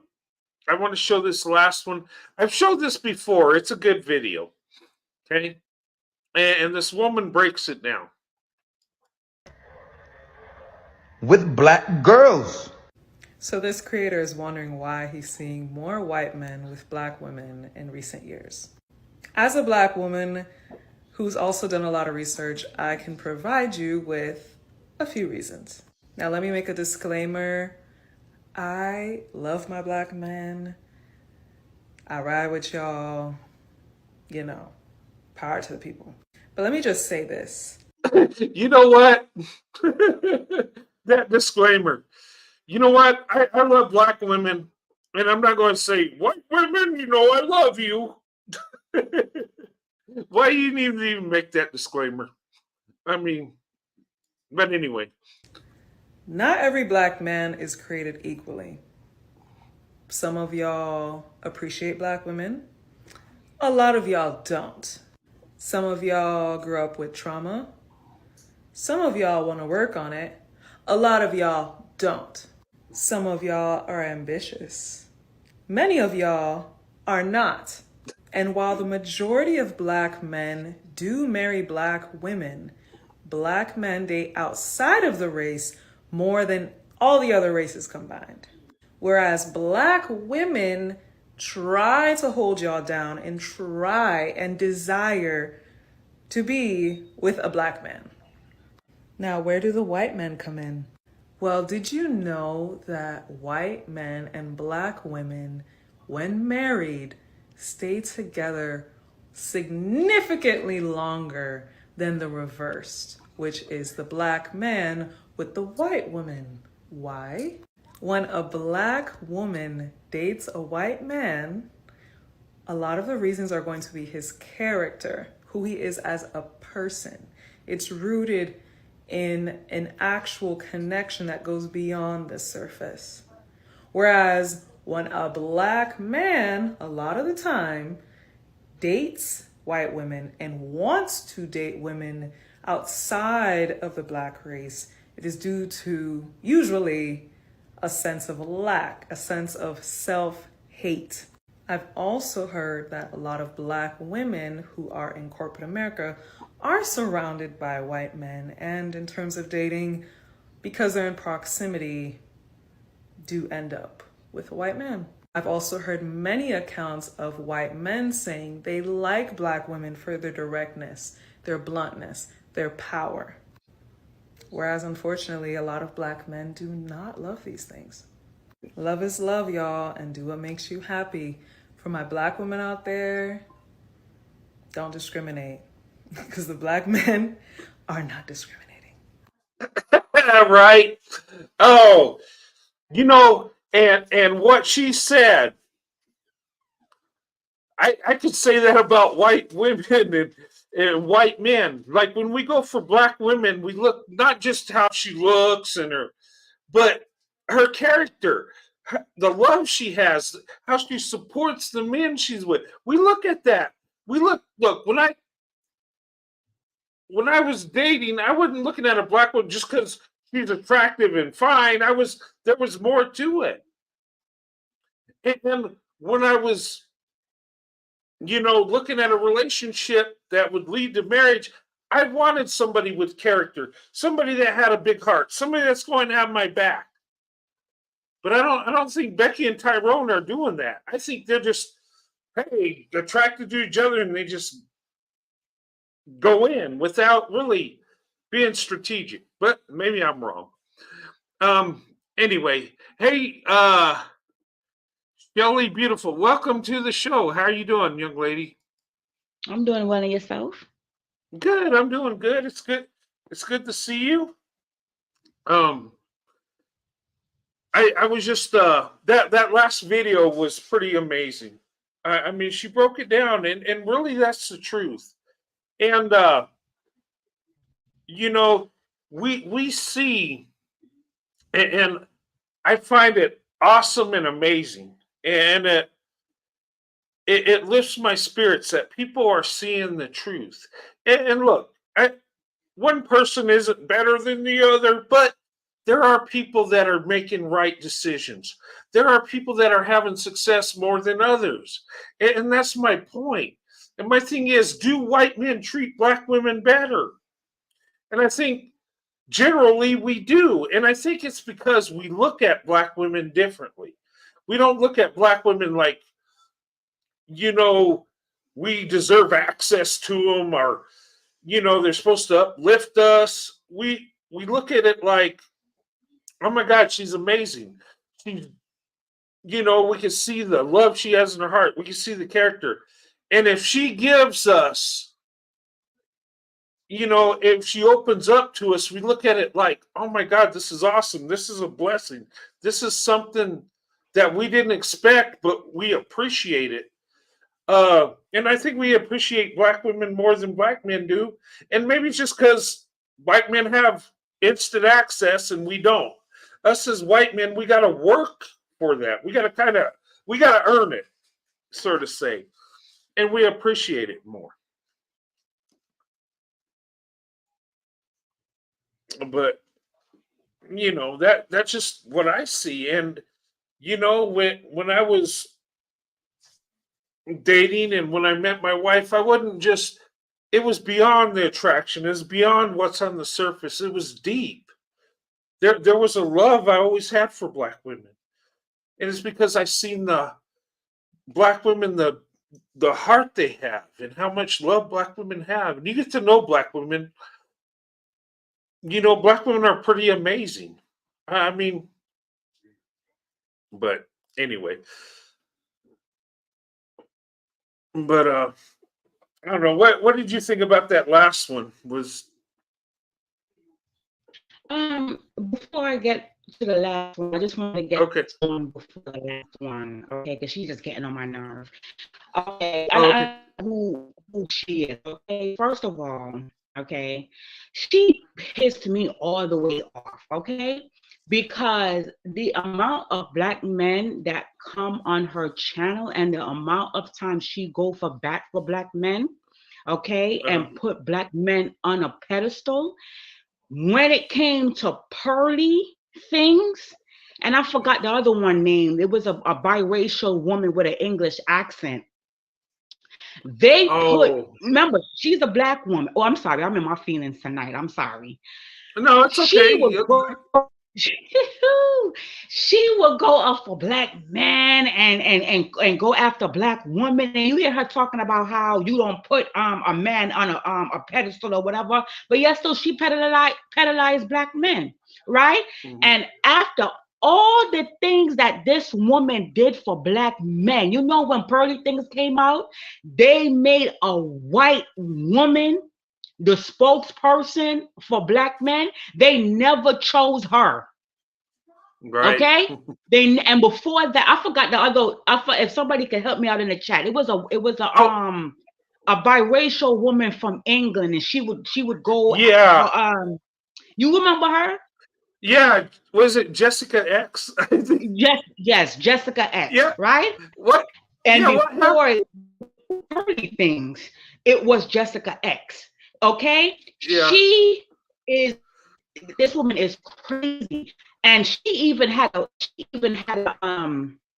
post up where she put up why do black men would rather put up a white woman for the spokes or something like that. I forgot how the post said, but it was in reference to why they was exalting Pearly Things over the countless of black women on the internet that was going back for them. Okay, these men didn't even uplift her. They went and uplifted a white woman over her, and she's still on here putting on a cape for black men. And I'm gonna tell you one of the reasons why. Okay, one of the reasons why is because many black women, I was told this by a black woman.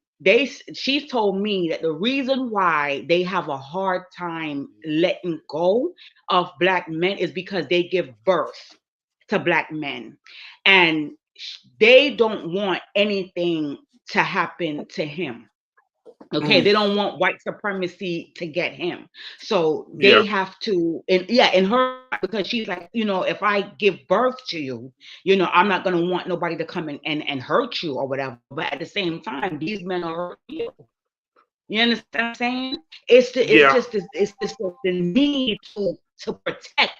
I'm gonna protect you because the big white man is coming to get you. The big white man is coming to get him, but he's the big white man's daughter. So how can you be so unfit if you're gonna go after the same woman that birthed your so-called oppressors? What is happening here? Something is not connecting. And they don't want to let it go because they see the white man through the eyes of black men. And I remember when I came on your show a couple of weeks ago, and I said to you, it was a YouTuber that said that black men want black men want black women to hate white men for them, but black men would never hate white women for black women. You understand what I'm Right. saying? So Yeah. it's this thing here. I'm gonna fight. It's this struggle. You know what I'm saying? And if it's the struggle, then let the man struggle. Let the man lead. You understand? But they want to Right. jump in front of the black man because to them they're saving the black man from something. No, you can't save him from himself. Nobody is letting these black men do anything. If white supremacy is keeping black men down, how come white supremacy can't keep black men from white women? I'm not understanding. What's going on here? Yeah. White supremacy is doing all of these things, but white supremacy can't keep black men out of the NBA. White supremacy can't keep black men out of the NFL. White men can keep black men from getting their passport and going over. So what exactly is white supremacy doing to black men that you think that you got to save them? Nothing. In fact, white white supremacy is dead. Let me just say that white supremacy. There are white people that believe they're superior. That's really. Let me tell you. Let me give you a preview of what white supremacy is. Okay, it's not this big bad boogeyman that's holding the black man down. What white supremacy is a few people getting together, playing the victim, and it's kind of weird. It's like racial supremacy is like victimhood. You see these, if you've heard like what true white supremacists talk, they talk about, oh, the white man's being done wrong and white people and minorities are taking over and all this other crazy crap. And that's all it is. It's really, what is white supremacy? And let me tell you this, and this is ironic. If white supremacy is so bad, why are you with the white woman? Why are you chasing the white woman? And the white man's not trying to stop you at all. In fact, white men encourage black men to go for white women. And in fact, I see it all the time. It's like, oh, you like white women? Let me tell you how to, they'll like try to help them out. But when a white man goes for a black woman, it's like, oh my God, that's so awful. And really, what is white supremacy? And I see black people all the time, and I've talked about how, and they'll boast about it. Oh, I live in a white neighborhood. Oh, I grew up in a white neighborhood.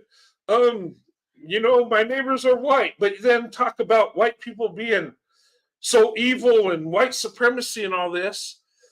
And they'll like boast about being in a white neighborhood. Well, if white supremacy is so bad, why would you be in that white neighborhood?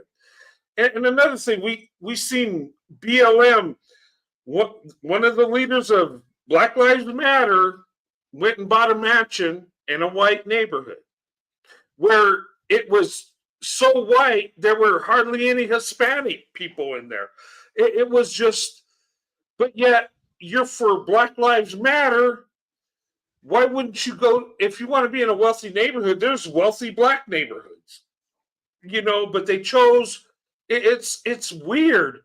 It's like black people a lot of times complain about white supremacy, but truly they love white people and want to be around white people. I've seen so many pro-blacks that talk about white people being the devil, but married to a white person, whether it be a woman or a man. Really, is there really white supremacy in today's world? Yeah, there's some people that are racist and believe they're superior, sure. But who's holding, who's holding black men back? They can marry black women if they want to. They don't, though. And I've heard people blame white supremacy for the out of wedlock birth rate in the black community. They're like, how's white supremacy doing that? Nobody stops you from getting married. There ain't no racist white guys at the courthouse, stopping people from getting married. It just, this whole thing is just, yeah. And you know what? You even you yourself can't figure it out, and I can't even figure it out myself, because they even got me with that spell, and then I woke up from that spell as well. Yeah. I don't. I mean, if a people want to, if a people have power and they want their people to strive and do good and do better, I don't see anything wrong with that. You understand what I'm saying? Right. I feel like a lot of black people look at because people love themselves and they want to win, and that's being racist. No, like you mad because of people love themselves so much that they want to put themselves on a pedestal and they want to see themselves win. No, how about you adapt that same mindset? You understand what I'm saying? Right. And I just want to say something really quick. I don't know if the person who the person was talking to when they said most black women have girls, not boys. It doesn't matter if black women have mostly girls, they still are hung up on black men because they really feel that this thing called white supremacy is doing something for them. Okay. And one of the reasons why is because of the media.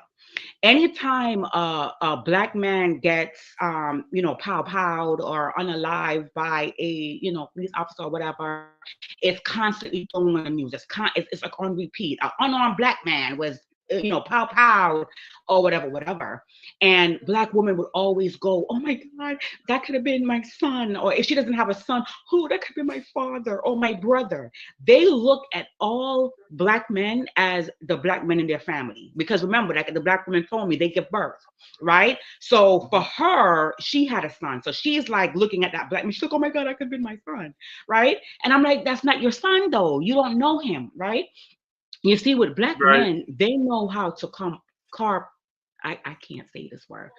If you could help me out here, compartmentalize. Yeah. Yeah, you I'm know what I having mean. trouble. Yeah. I can't say it right. They know how to do that, right? When they could talk ish about Black women, the time they love their Black mama. They don't date this and that. They don't date Black women, whatever. But they're not talking about their mothers, right? But with a lot of Black women, they cannot separate the Black men they know from the Black um men that they don't know. They just see all of it. All of them are the same.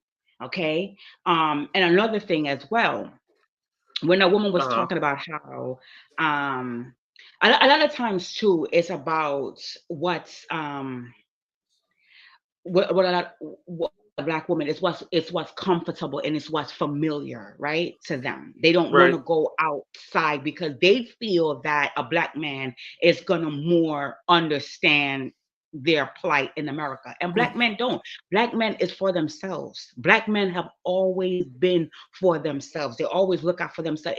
They're men first.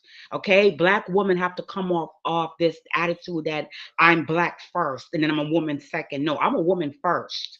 Right. Okay, and Black men are men first. They're gonna do what they're gonna do regardless, and nothing is gonna stop them. Lynching I and all of this stuff didn't stop them. Okay. Right. I wish that Black women had the same attitude as Black men.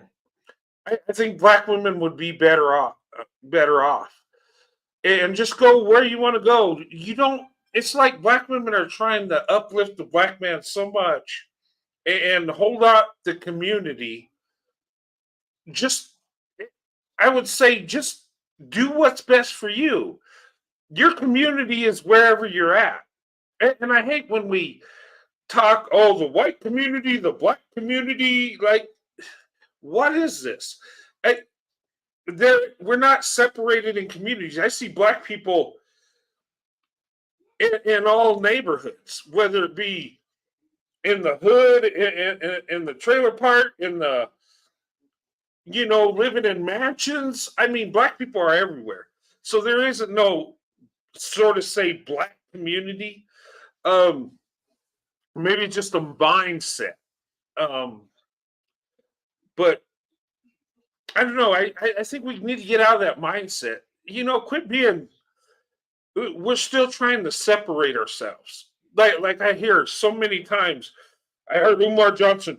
Well, white men, or Black men, you need to be with Black women because you're giving your money to the white man. Look, more white people are going to touch your money than Black people. And the reason is most of the people in America are white, okay? Soon it'll be Hispanic, but the majority is going to touch that money more than Black people, no matter where you live, no matter who you're married to, because there's more white people. And another thing, white supremacy ain't controlling this country like they say. Well, most of the people in control are white people. Yeah, because the majority are white people. Look, the Black community is 13% of America, right? White people is about, I don't know, 65%. So if you take 100 people and 65 out of 100, 65 are white and 13 are Black. People look at it and say, well, white people are controlling everything. No, that's a representation of our population. Now, there are Black people running our country right now, just like there are white people. It's not like white man just sitting up there deciding what happens to different people. And it just, I don't know. It just, Exactly, Brent. It is nothing you cannot figure it out because there's nothing to figure out. These people are lying, okay? These people are lying. There was one that came on the other day and she's talking about white supremacy, this and that. But you from another country, if it's so bad here, sweetie, you can go back. But you're not gonna go back, right? Because you have hospital, you have clean water, you have food, you got clean roads, you have a job, you have a career, you have a house, right? That white people gave you. So what is the problem? And another thing I'm gonna touch real quick on, somebody in the chat said it's the conditioning that black women endure as little girls to be race loyal and pro-black male. Yes, it is. And I'm going to tell you one reason why I think, and it's because of what I noticed. Okay, and help me out here, chat. Help me out here. Now, I noticed for a very long time now that when it came to, and I had said this before on your channel, that when it came to black female entertainers or whatever, they always have a propensity to put black male as their lead roles, as their love interest in their music videos. All the dancers are black. The love interest is black. Everything is black. And where it comes to black male entertainers, they have an array of women in their videos. Lead. Growing up in hip hop, I am in my 40s. I always saw, especially going down with the diddler and everything, and all the rappers, they always had these Spanish white women in their videos as the love interest, right? And so it just gave black men like, okay, we have access to all these other races of women. We don't have to stick necessarily to black women, whereas black entertainers, they only would put black men. And even Keke Palmer had came out with a video when she was dating a white guy. I forgot his name. And she made a video with a white guy. And a lot of people was upset about it. Right? Because they don't want black women to date out, right? And now with SZA, she had put Justin Bieber in her video and stuff like that. But I just wish that more black women, the popular black women like Chloe and stuff like would just add some more non-black boys in their videos, so these young black girls to see, because that's all we saw. And so that's all we were attracted to. It is a condition. That person is right. It is a conditioning. And you're right. These Sante, it only happens to black women, not black men. They can go wherever they want. This is what I'm saying, Brent. So where is the white supremacy? Right. I mean, you got access to white men have access to white women, as many as will have them. And I've always said, you like Becky, you want to go bowling for Becky's, do it. Do you.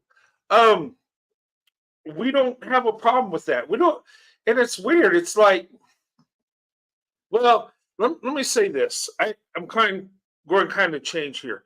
And talking about conditioning, let me make this point. And I think this is where the attraction comes in when black women say they're only attracted to black men because they've been conditioned that way. And let me make a point. I think Angela Bassett is like one of the most beautiful women ever. And if I seen her in her prime, I'd be, oh my God, she's attractive. But if I've been taught my whole life, let's reverse it. If they told me, well, black women are trying to destroy white people because they hate them and they're just evil, and I'm told that as a child till I get older, I'm going to believe that, right?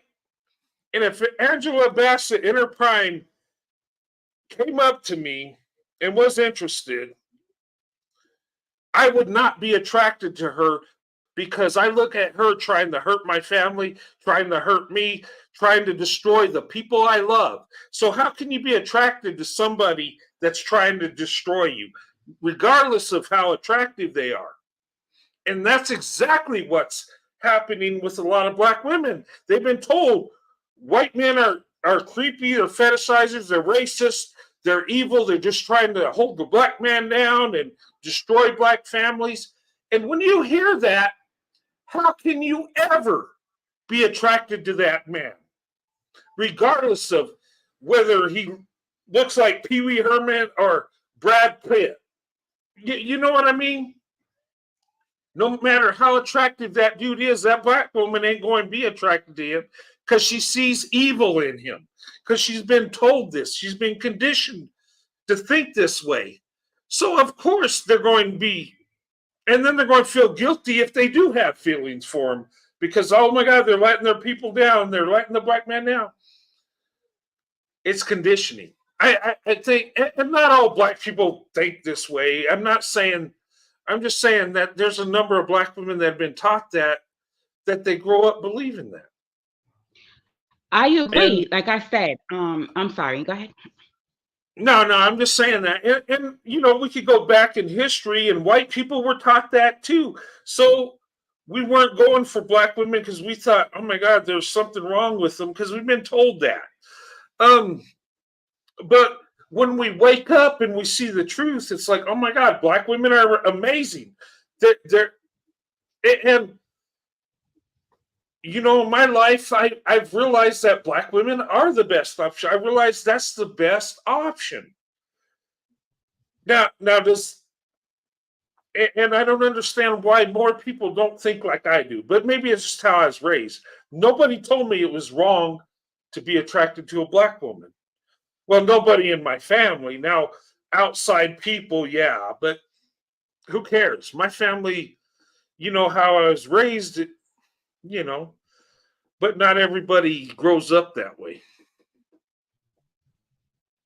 Yeah, but I agree. It is a form of conditioning because I was conditioned that way as well. Like I even remember me like like actually turning down a white guy, even though I found that he was attractive.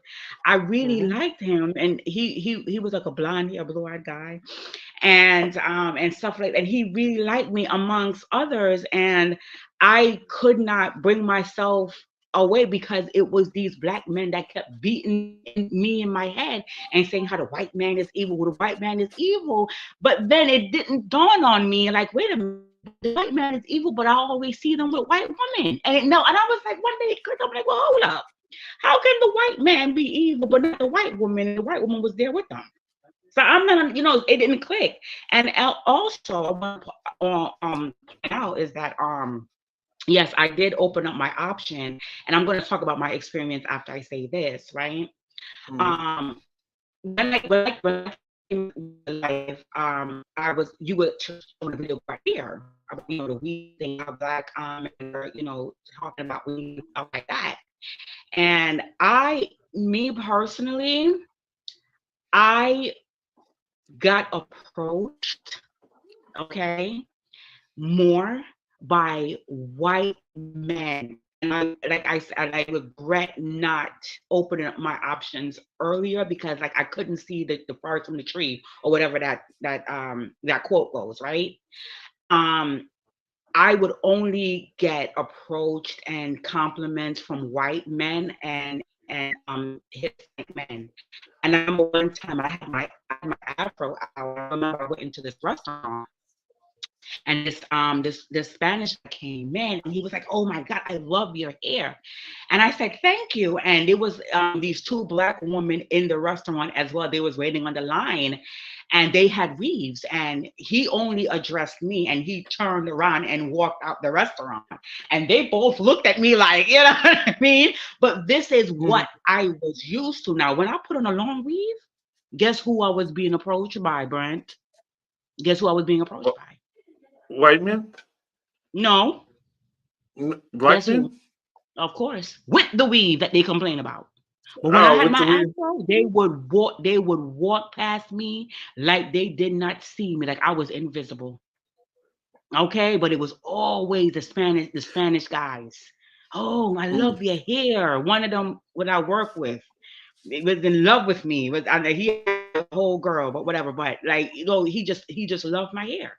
And I would always wear my big loop earrings. and I always got complimented. And most of the time when I go out and I see, especially in the Bronx, where I see white men with black women, all of them have natural hair. Natural. You might see some with weave or with braids, but it's always natural. So when these black men talking about how they don't like weave, they're lying. They're Right. lying because all of these black women is lying about black men not liking natural hair. They like a certain texture, and I don't have the texture because I'm too Negroidian for them. Okay, so they're lying. I'm telling you, as a black woman that have experienced this. Well, I was always only approached by white men. You know what, though? That's funny because I see a lot of black women with black men that have weaves. And like I said, before social media, I never heard nobody complain about the weave. It just, and my thing, it's, to me, it don't matter. Black women are beautiful whether they have a weave or natural hair.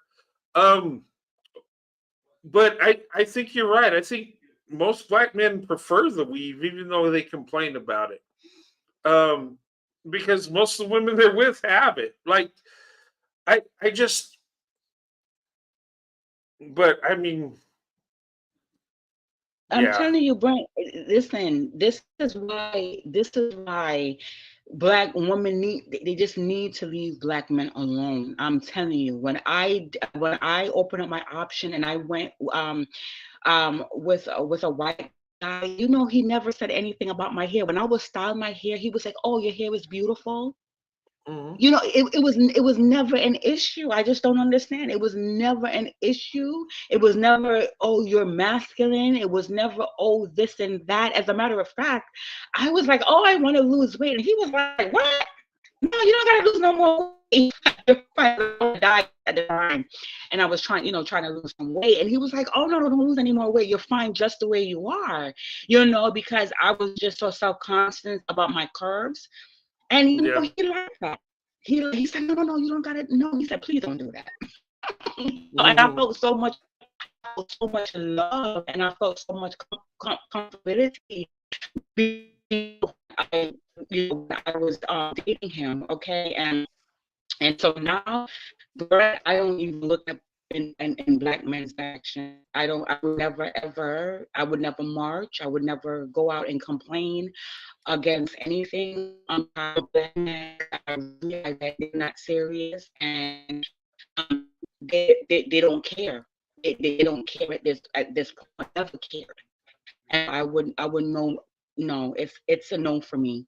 I would never ever go around ever again, and I'm happier this way, you know. Yeah. Yeah. Hey, Alexander, what's going on? How's it going? Everything's going good.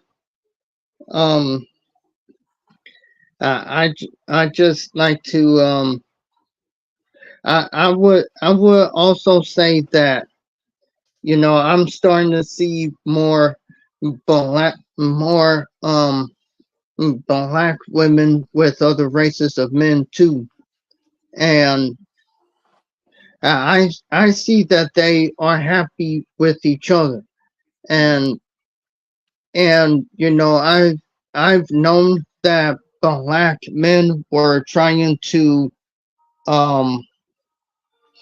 they were trying to gaslight black women for a long time. So right. You know what? I want to say something, guys, and this is going to sound funny, but it is so true. Um, you know, when interracially dating, right? And I've talked to black women, and they say black women that are open to dating white men, they say, yeah, they'll date white men, but they want the real white man, just the guy to be himself, right? Not try to act like something he's not, you know. And most black women that will date white men just want him to be himself. They don't want him to, talk with slang or do the so-called black swag or whatever. They just want him to be who he is, right? Um, but here's the thing about white men, and it's kind of funny. Um, we want black women to be themselves, but if and some black and a lot of black people think that white men don't like a black woman that talks like a valley girl, and actually that ain't true. Actually, that's kind of attractive. Um, and black women like with an accent. I remember when I was like 19 years old, right? Oh shoot, I lost Shelly. All right, let me put the link back up there. Shelly, you can come back up. Yeah, sometimes. But you know what's funny is actually that's attractive. And I remember when I was like 19, I went to the UK and you know, you were kicked off, come back up. I didn't kick you off. It just sometimes, hey Shelly, sorry about that. Sometimes YouTube does that. Just when it happens, just come back up. Um, but I was saying, black women, white men, just be themselves. White men, on the other hand, if a black woman's different and talks with that valley girl, because they tell black women don't talk like that, because actually that's attractive. Now, if it's natural, well, even if it's fake, it's attractive. But when I went to the UK, you see white women with a British accent, like, whatever. But a black woman that has it, it's like, oh my God, that's so attractive. And because it's different, and I remember asking directions. I asked a black woman and she had that accent, and I was like, what did you say? I had a repeater. I was like, but no, it's just kind of funny because people, think things a certain way. And there's another funny thing. You guys seen that the videos is like on TikTok, and this black woman was saying that white men love black women with crazy wigs or something, and you know what? I think there's truth in that because that is kind of, I guess, attractive in a like Tina Turner type way. Um, I don't know, just some things we find attractive that might be kind of funny or strange, but like anyway, just some thought. But Yeah, I saw that as well. But everything always come around again and again because there's this YouTuber, I don't know if I should say his name. But he has like an Arab, he's a black man with an Arab name and everything, whatever. And years ago, when I was in my blackity black mindset, I used to listen to him, and I think he was the one that came up with that. He was like, all the black women I see, um, has with a white man has a bad wig. So this started maybe in like 2013. He was the one that was saying it, and then it became like a trend, and then it came back again. I remember he was the one that started that. Yeah, and I think, and what's so funny is I find some truth in that. Like, well, at first I was like, "What do you mean?" Well, wait a minute. I'm like, that is kind of attractive, but I think it's just different, and it's kind of like, black women have a tendency to make things better. Even when they're faking it, it's just good. I don't know what it is. Even when they pull off a certain act or a look, even if it's not all that, black women have a tendency to make things look good, even when they shouldn't, when it shouldn't look good. Does that make sense? I just, You know what's amazing, and tell me if you guys see this. You know the black wife effect, right? It's been, they started that, and white men showing the appreciation for black women, how they, you know, lift us up and give us that glow about us. And I was watching those videos. Like, oh, this is neat, right? It shows like black women uplifting their men. A lot of them are white men, and you see the before and after look, and there is truth to that. Black women do tend to make us better. You know, they tend to pour into their men, and when you really experience true love and somebody that's there for you, you're going to do good. You're going to feel good. You're going to look better too. You're going to be healthier, right? So there's truth to that. And then I see the pro-black side of it, taking it and say, oh, well, the black woman's just giving the white man the black man swag. And I'm like, and the guys I'm seeing, maybe I'm missing something. I see like in nice clothes or in a suit. And is a black man swag just looking nice? Like no other man could look nice, or, and I don't know. I didn't see nobody with a gold chain with, the stereotypical black man look. I didn't see none of these white guys doing this. One lady said, well, he shaped his beard. Well, why wouldn't you shape it? It's got to look awful.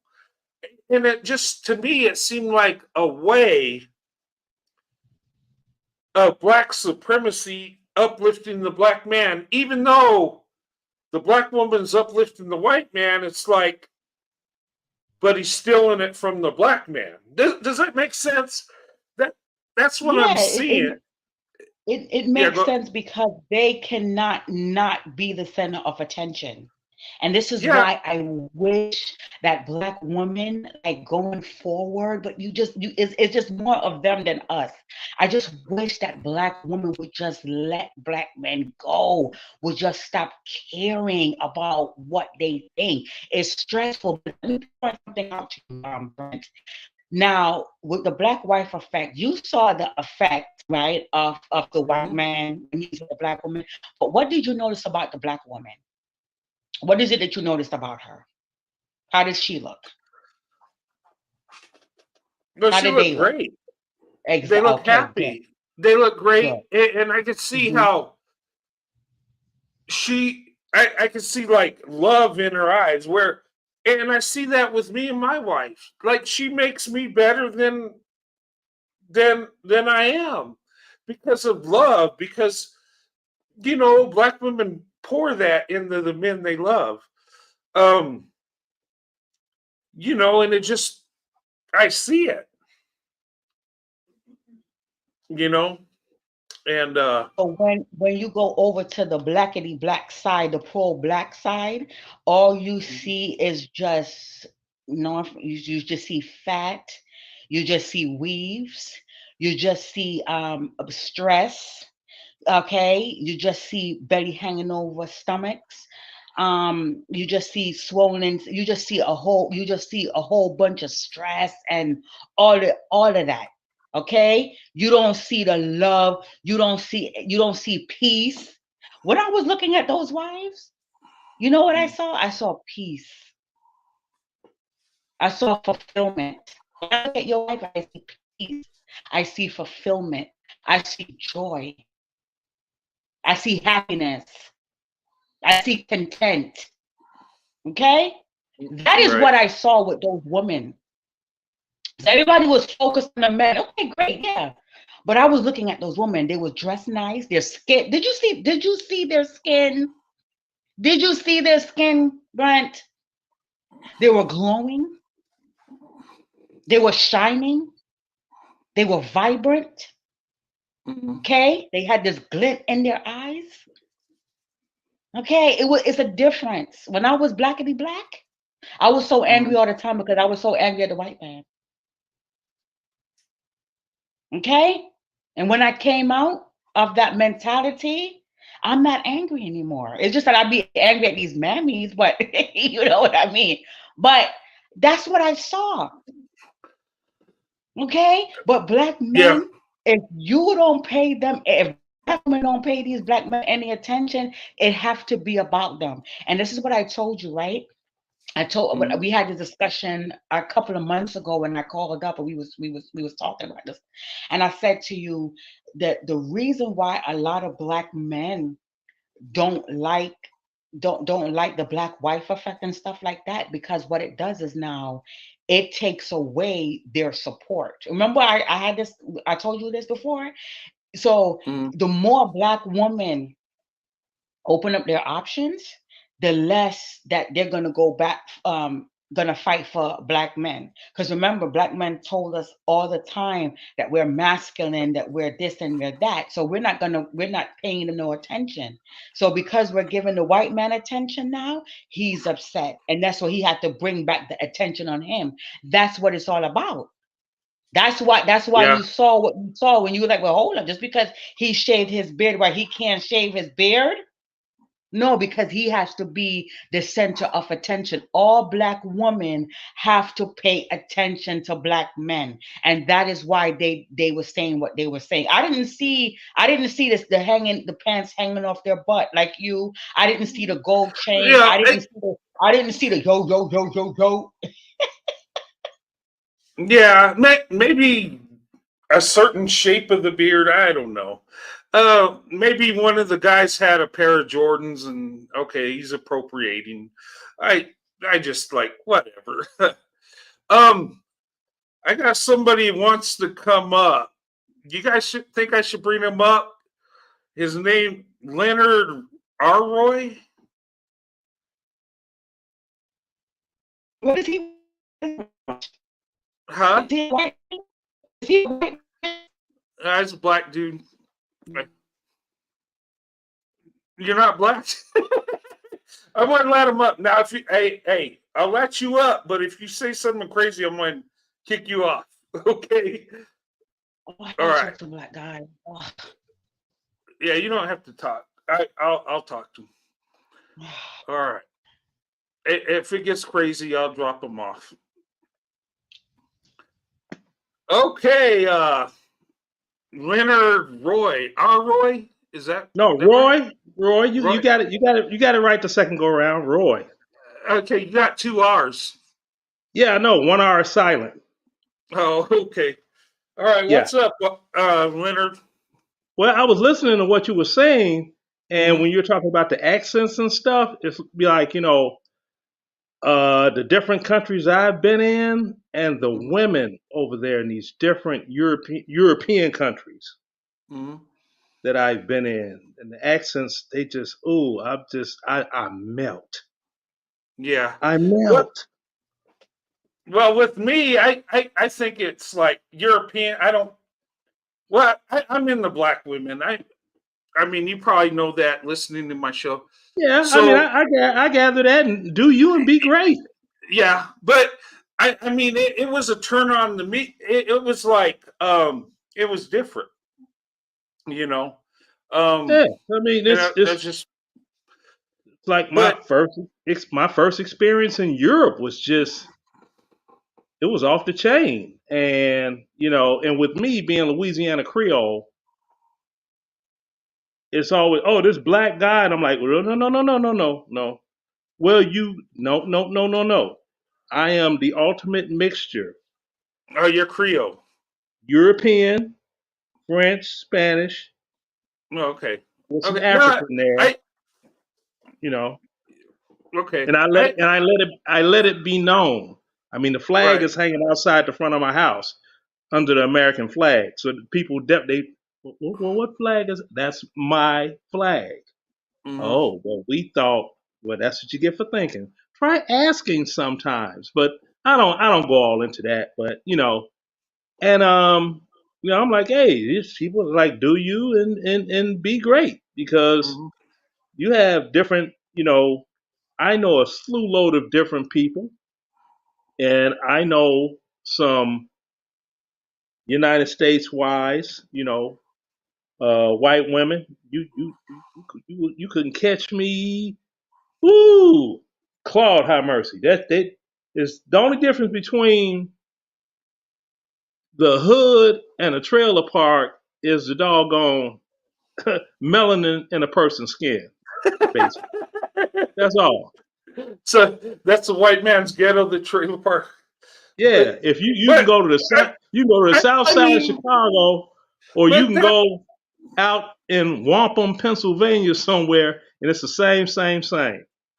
I think, well, that's kind of a generalization because I mean, there's white people in the hood. I mean, black people in the trailer park. I mean, that's kind of It's the same thing. It's just a different, and some people they really actually they don't understand that. I think the trailer park a lot of times not everybody in there is poor. That's For just like somewhat, not that's just like yeah, not everyone in the urban ghetto is poor. right. Some people But they get used to the environment and they're afraid to leave. yeah, that's like my dad. I mean, we grew up in a crappy neighborhood. We were like a upper middle class family in a lower middle class neighborhood, and my father bought it when he had no money, so he just never left. Still Got there, comfortable and stayed there. I mean, it's like the neighborhood that I right? grew up in Chicago. It initially during the Great Migration, it was a some place to live neighborhood.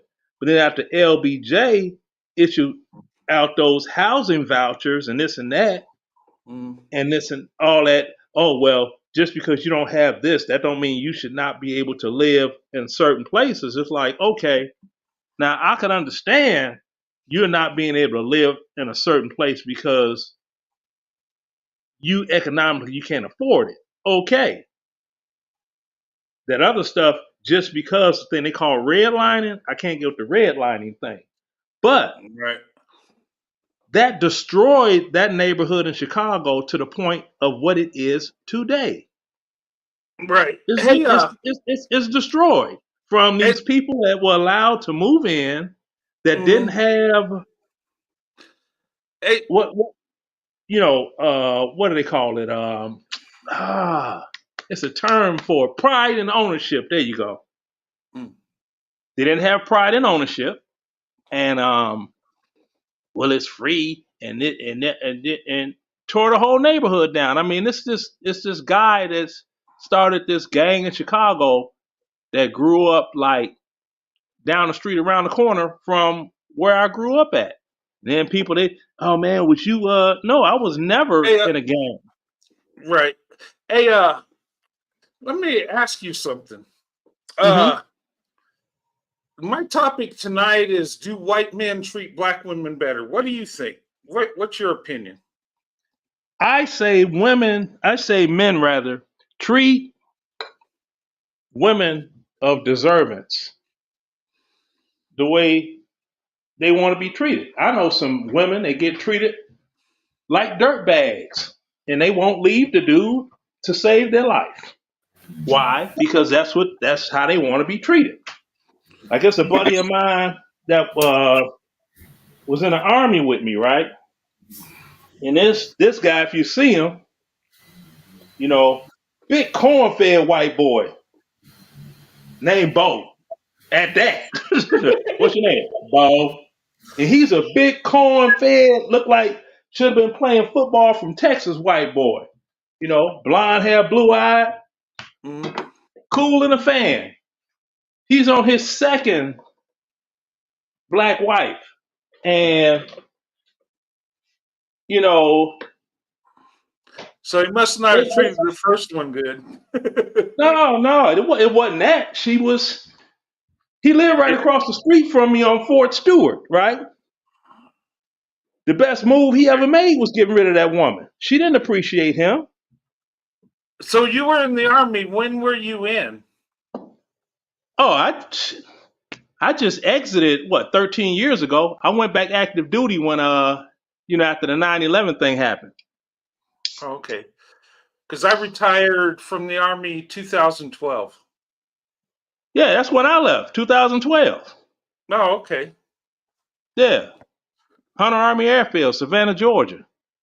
Oh, okay. Yeah, where were you at? I was at Fort Leonard Wood. Oh, Fort Lost in the Woods. Yeah, I was there. Yeah, I was a 62 Bravo. That was my last duty. It was my first duty station and last. I was an AIT instructor in my last right before I retired. Okay, so you in the schoolhouse as we call it.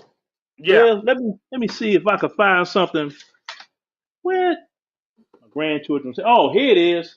I'm gonna show you something it's gonna look real familiar. You seen on Fort Leonard Wood. The Engineer Castle. Yeah. Engineers Yes. lead the way. Yeah. Yeah, I can't just pull this out my doggone hind parts. So as you said Right. Fort Leonard Wood, I'm like, yeah, Fort Lost in the Woods. Oh God, I hate that place. And I don't know why people look. I loved it there. I guess it wasn't bad. I don't know. My I loved career it there. started You know, there and ended there. I was married to a woman that was from Springfield. Oh, okay. Yeah, it didn't work out because she was married to a military guy before, right? No.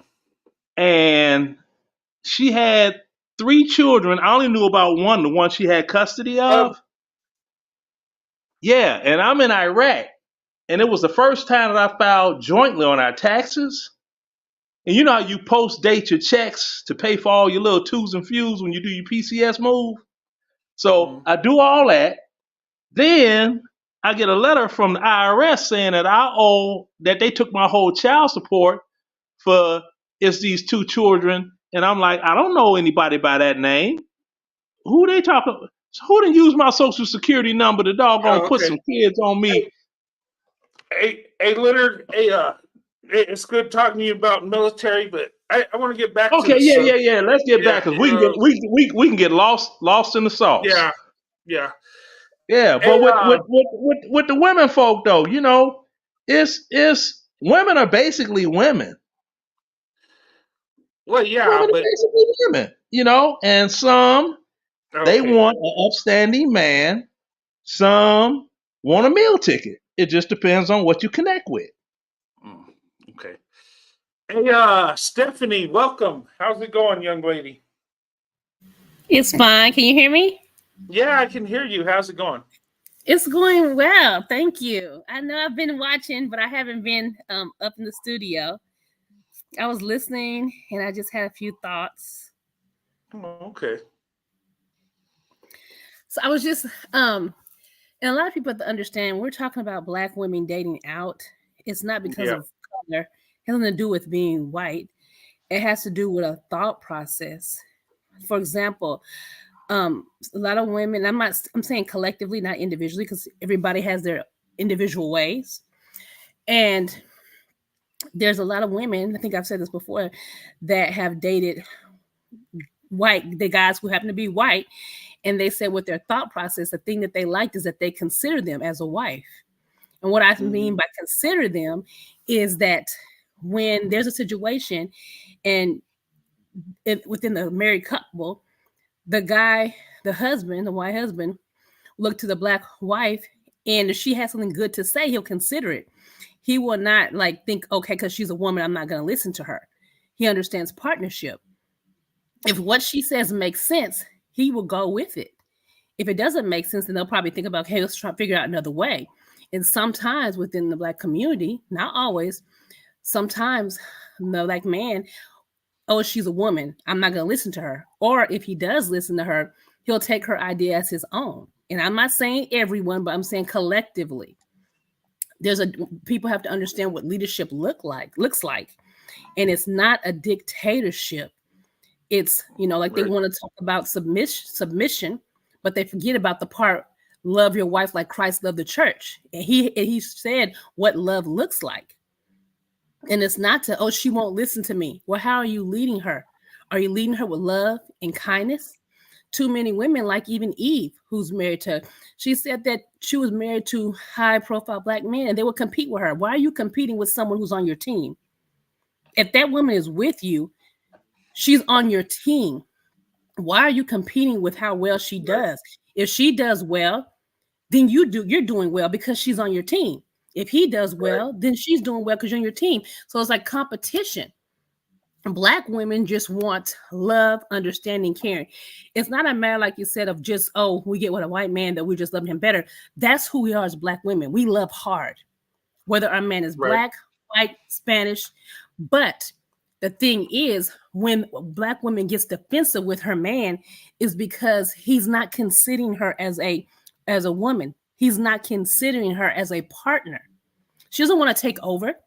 She's not trying to be masculine, but when she is not considered for her thoughts and her mind, because when you have a partner, you want a partner who can't think. What if you have a situation, you have a husband and wife, and that husband gets down? You have to have a wife that can think, that can carry on. So why wouldn't you want your wife to have a brain? So it's said before, okay, Black women collectively are gold diggers. Okay, so Black women go out here, they bust their butts, they get careers, they go to college, they get careers, different types of careers, whether it's medical, whether it's psychology, whether it's knitting, as they say, whatever. They go out here and get their own businesses. Oh, they're being masculine. Well, you can't. Well, goodness, damned if you do, damned if you don't.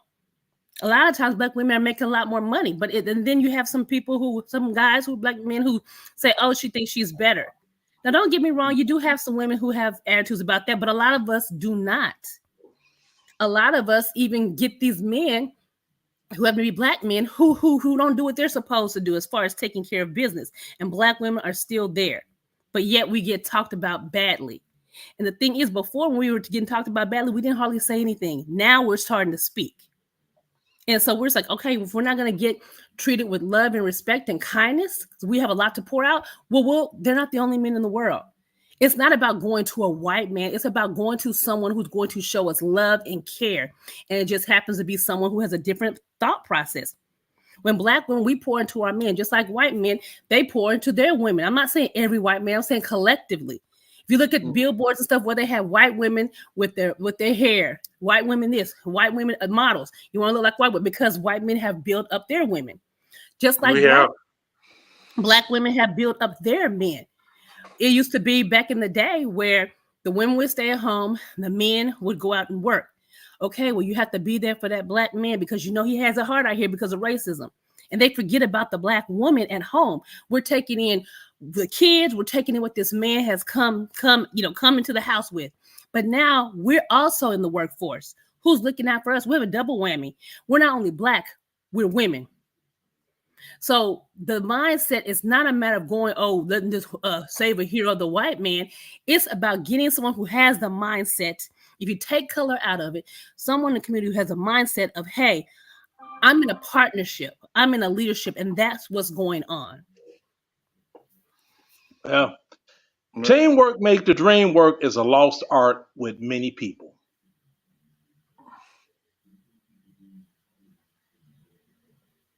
Well, you got to have teamwork. A marriage. I know this, but it's a lost art.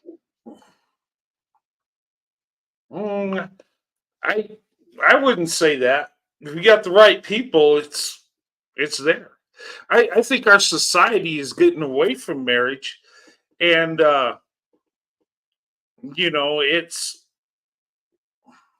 it's sad too. It's like, and our society's suffering from it. I mean, children tend to do better in a marriage. They tend to do better with both parents. I know not every situation leads to that, but we'd be better off if it did. And then when I look at marriage, and I'm thinking about, our country and how could we, of course, we can't control other people, but I look at marriage and I look at the marriage stats and I'm seeing Black women, white men leading the way in marriage, statistically. That's not true statistically. It is true statistically. No. You need to examine the statistics, my man, because there are far more. Trust me, there are far more Black men that are marrying white women particularly, than the other way around. Yeah, the numbers are greater. Yeah, more black men marry white women than white men marry black women. That is true. But Right. That's what I'm the, saying. the success rate is greater between black women and white men than white women and black men. We tend to Okay. do a Well, lot better. I'm going to have to look up the statistics for divorce and all of that. I'm going to have to look that up and check into it Yeah, because look that up. But our marriages do last longer. Um, and you can look up the stats. You can look up the Pew Research. There's other studies that show it. Um, Now, black women, white men are least likely to get married than other groups, but when we do, our marriages last longer. A marriage with a black woman, white man does better than two black people, better than two white people statistically. Now, it does. Now, granted, I mean, any individual can be a failure or a success. And I tell people when I do the stats, because it offends some people, but I say, you know what? Live your life like an individual. Do what's best for you. I don't believe in this collective way of thinking, like, like a lot of times the so-called black community within the collective. I think we need to go more individualistic within our lives. Now, when it comes to our nation, our country, then we should be in the collective. But when it comes to marriage, family, I don't being separated, like, and I got a problem with the pro-black or the pro-white. I think it's just, to me, stupid. It does no good. I mean, we have to come together as a nation, or, like I say, united we stand, divided we fall. Well, people say that, but I mean, me as an No, it's individual, true. yeah, I mean, me as an individual, just like I said, looking out for myself. I am one that, I'm going to take care of me and do what I do for me and for mine, and the rest of it is water under the bridge. I really don't care. And especially since it's like my children, they're good, so I'm not worried about the rest of anything. You know what I mean? They're grown, gone. They've done their military stint. One is in the civilian workforce. The other one, she is excellent good. So, she retired. She's the, because her mom is black, so it's like you do the black thing. But she's the first black woman in the history of the 101st Airborne Division to be awarded a Purple Heart for getting wounded in combat, Iraq, her first deployment, too. Nice. But she stayed the whole 20 and finished out her career. I got 6 wonderful grandchildren. I couldn't ask for any more. Awesome. I couldn't ask for more. And what I've seen with black people, and some hate the way I even say black when I say black people. Like, you put so much emphasis on I don't put, that's the way I say it. Okay? Now, quick to say how black people should not be in the military, should not defend America, should not this, should not that. No, that's that what the woman said earlier, that blackity black, as she called it. Yeah. And those are the ones that, okay, like someone like me, if I was running around saying, well, as a black man, well, as high yellow as you are, we know you got, you would have been a house nigga during slavery because You know what I'm saying? So it's like, okay, I would never be black enough to be black in the blackety black, the black, but black. But I told them I'm Louisiana Creole, so I just do what I do, and that's it. Oh, then I'm like, well, you all don't have a problem with Beyonce. Yeah. She's same as Louisiana Creole, same. Oh, but well, the money factor. So I guess if I was rich, that makes a difference, huh? But like I said, you have a lot of people. Teamwork makes the dream work. It's a lost art. Everyone is selfish. People do not even want to make babies anymore. I look at these young people today and I'm like, how do you all socialize? I mean, they meet people like this. Say with this off device. Oh, swipe left. Ooh, swipe right. Oh, swipe right. That's how you meet people? We used to go out and meet people in public. You get a feel Right. for the person. You know what I mean? Oh man, yeah. I never. That's funny you said that. I've never met anybody on a dating app or a website or I, I don't even understand it. People ask me what are the best dating sites and a lot of times for interracial and I say I don't know. I've never done it. Anybody I dated I had to approach. I had to take my shot and it just I think it's better that way. It's more personal Mm-hmm. and yeah. Yes, and that's the thing with me. Somebody asked me, like, what's the best dating site? Right. Your eyes. No, come on, man, stop playing. It's not no come on, man, stop playing. Your Okay. eyes. Right. Sight. You see them. You approach them. If you all are vibing, see. Now these young folk, I don't know how they do what they do. I Right. don't know.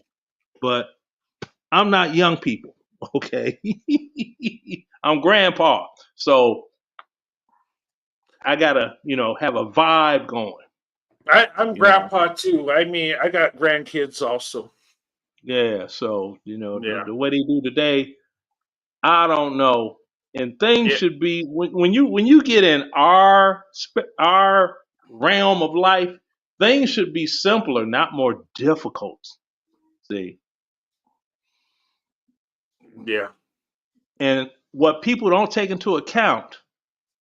Now, I haven't run across this so much with white women as black women. What people have not taken into account is different abuses that occur in the household or whatever as of said women that they never get therapy for, and they're left just to deal with it. Oh, in time you'll get over it.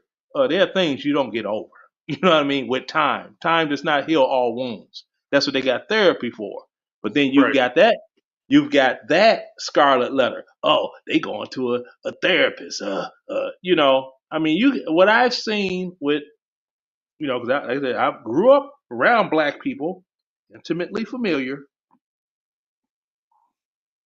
Many that I've seen, not all, are their worst enemy. If you are a college bound, trade school, military, whatever, law abiding, doing the right thing person, you don't fit in an urban environment. You don't fit in that circle of, and Into that cultural thing. I guess, I mean, that was one experience that was truly out. It was so hilarious, right? It was racist as people would consider it, but I didn't consider it that. I considered it stereotypical, right? Because me, I'm like almost 6'2", right? So for physical training, this one particular day, we did it indoor, and we played basketball. Now, if you know anything about, like, let's say, the combat engineers, it's not a lot of doggone brothers when it comes to that doggone particular job in the military. So, Yeah. Oh what my happened? God. it was myself and my best buddy, Michael, right? Actually, I think you're right. That wow. I can remember. I never thought about that because go ahead. There's a lot of black people in the army, and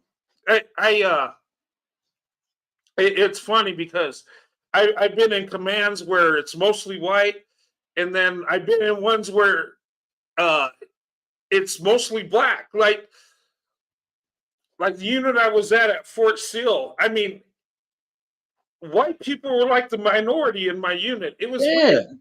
My squad leader was black. My platoon sergeant was black. My first sergeant was black. My commander, company commander was black. And it was like, it was, I mean, nothing wrong with it. It's just, we're soldiers, right? Nobody cares. But I looked at it as like, wow, this is like the opposite of what it was in my last unit. That's what happened. So, like, when they're picking teams, one group picked me, and the other group, they picked Mike, right? Not knowing neither one of us could play basketball. They just thought, they stereotyped us.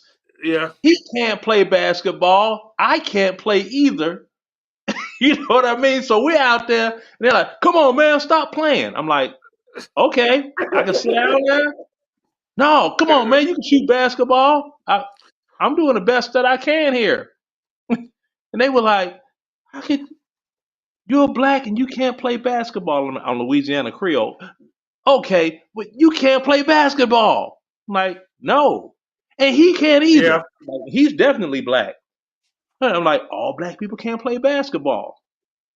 Then we had another situation. We went to a swim bar, and I took off running and jumped in the deep end, and they panicked. And I'm out there, it's like, you can swim. I'm like, I was number 3 in my city in my stroke. Excellent swimmer. I was on the swim team. I almost got a scholarship for that out of high school. Like, there's another stereotype you're not supposed to be good at, swimming.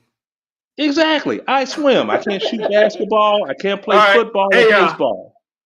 Hey, Leonard, we're getting off topic, man. Again, I'm sorry. It was good talking to you. But thanks for coming up. I'll check in with you all again sometime when I happen to be doing nothing and all that, and I'm watching YouTube. See you.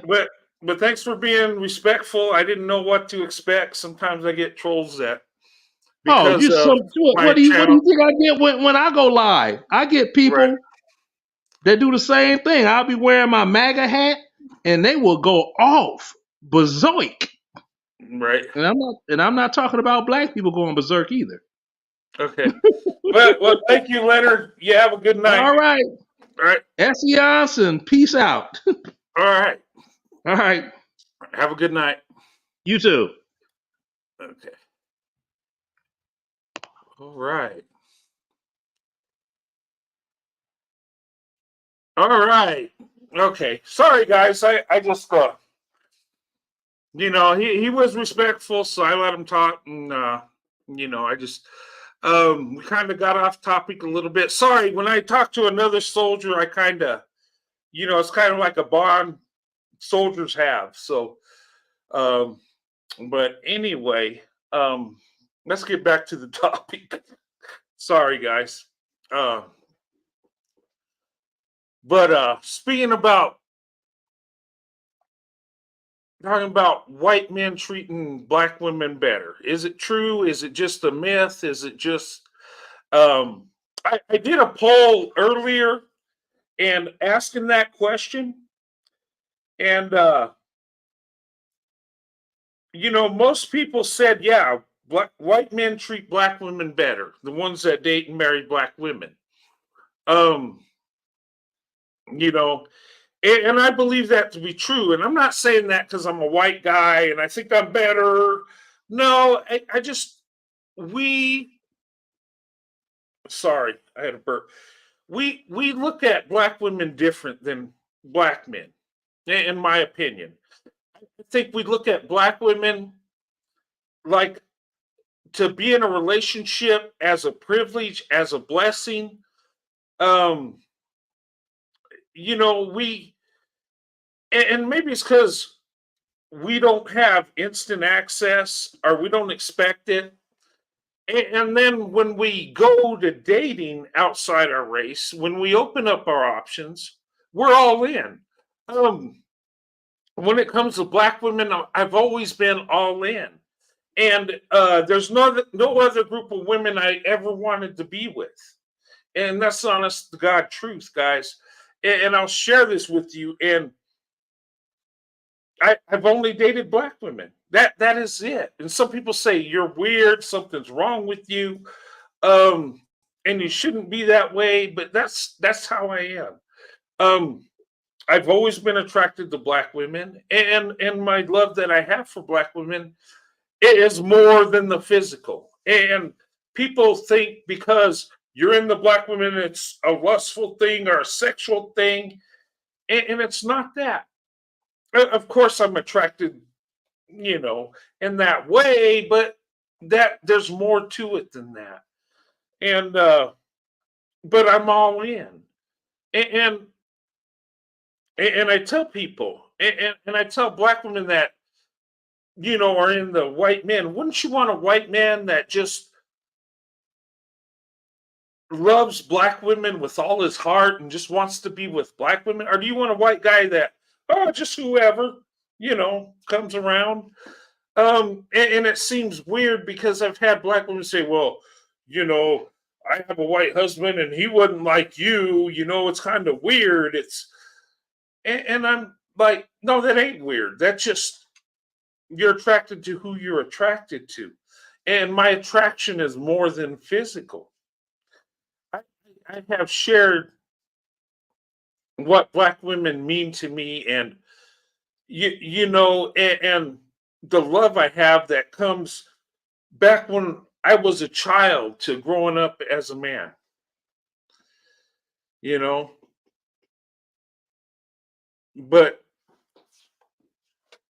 some people think it's weird or something's wrong or it's not genuine, but I have a 30-year marriage that says different. And and just I don't know, it's kind of weird that I mean, what do you guys think? I mean, be honest, do you think it's weird and wrong? For me, I'm like, I know it's not, but you know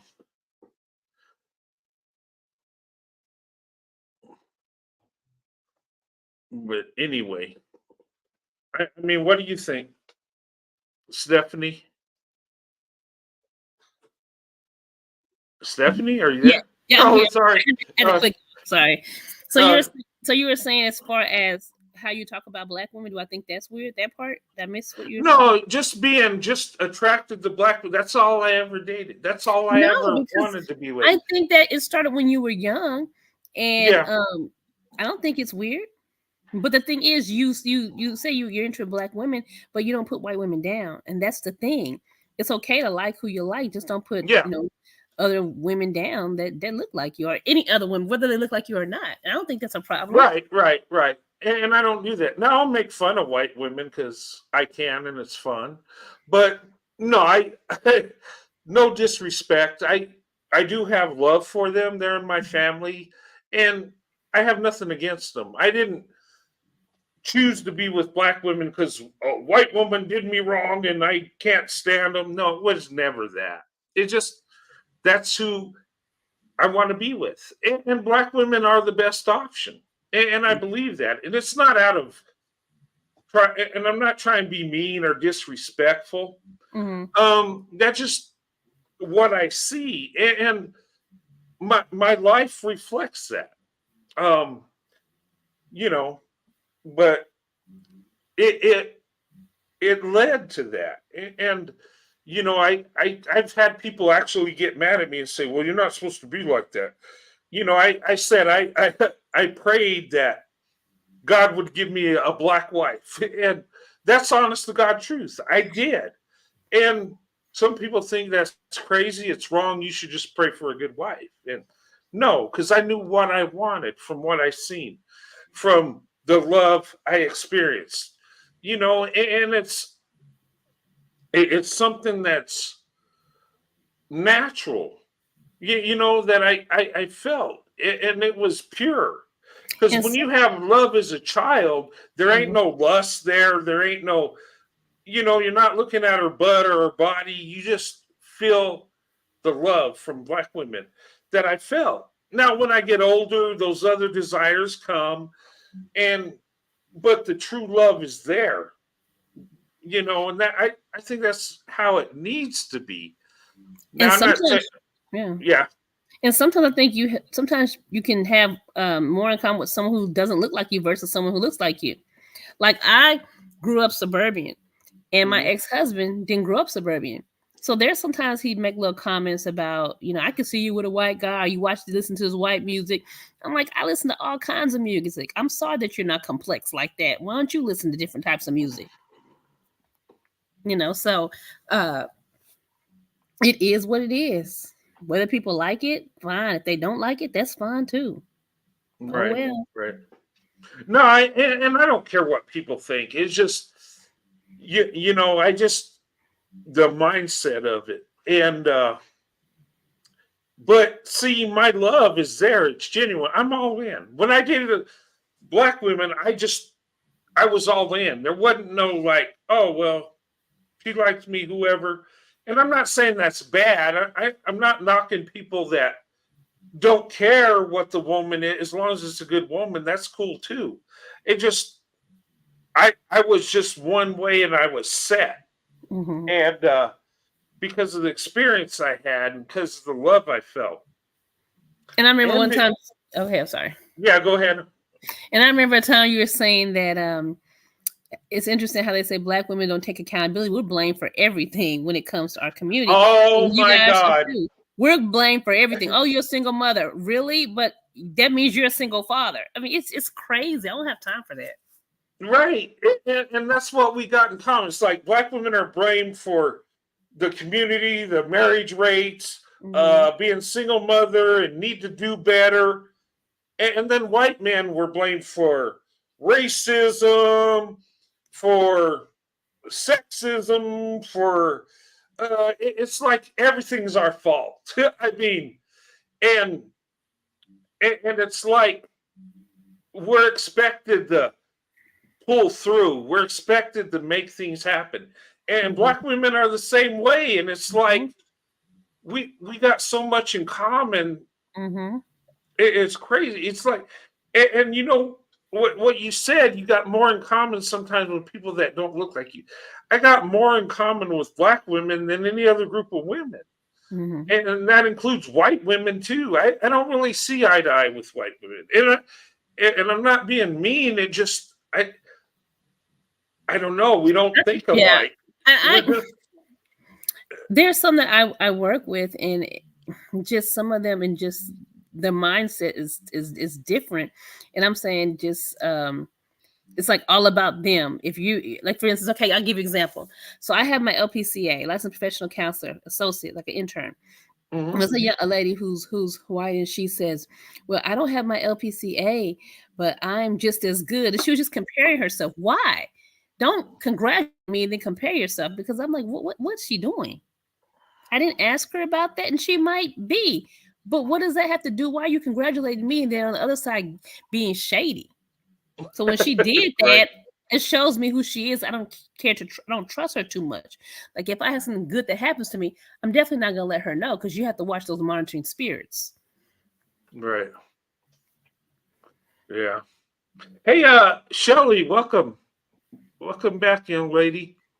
Hi. How you doing?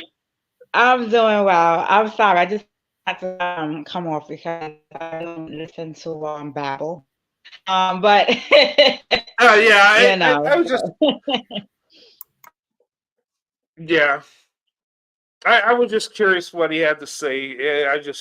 But he was respectful, so sorry I did a detour when we started talking about the military, but that's like But No. It's your show. It's your show. But I was just pointing out, like, when the attention is not on them, they have to put the attention on them. Like when we were having a yeah, whole vibe and we were talking about white men and black men love. I mean black yeah. men and white black women love. They want attention, and that's what I said. Like when black women stop paying them attention and start focusing on ourselves and focus on other races of men, they start to panic. So he had to come up. Well, I don't know if that was it. Maybe he just wanted to say hi. I don't know. I but yeah, it seems that a lot of black men, for some reason, do want that attention, and it's like the black wife effect. It's like they got to be uplifted while the white man and black women are being uplifted too. It's like, hey, what about me? What about me? Hey, white man, you okay, you got that glow, but you got my swag. You got my swag. And then the pro-black women, yeah, they're just taking the black man swag. Like, what is the black man swag? What is that? Because I think of it stereotypically, the gold chain, the sagging pants, the grill, the do-rag. Now, okay, I am generalizing or being stereotypical, right? But I just don't know. From what I've seen these guys looking nice, dressed nice with a suit. I didn't see nothing that looked hip hop-ish. Maybe I didn't see all the videos. I don't know. But when they started saying that, I was like, wait a minute. What is the swag? Now, if I dress nice and I'm in a suit, am I still in the black man swag? I mean, or am I just supposed to be in a dirty t-shirt and messed up hair and I don't know. I'm just like, what is swag anyway? It's the attitude. It's just like you have a don't care attitude.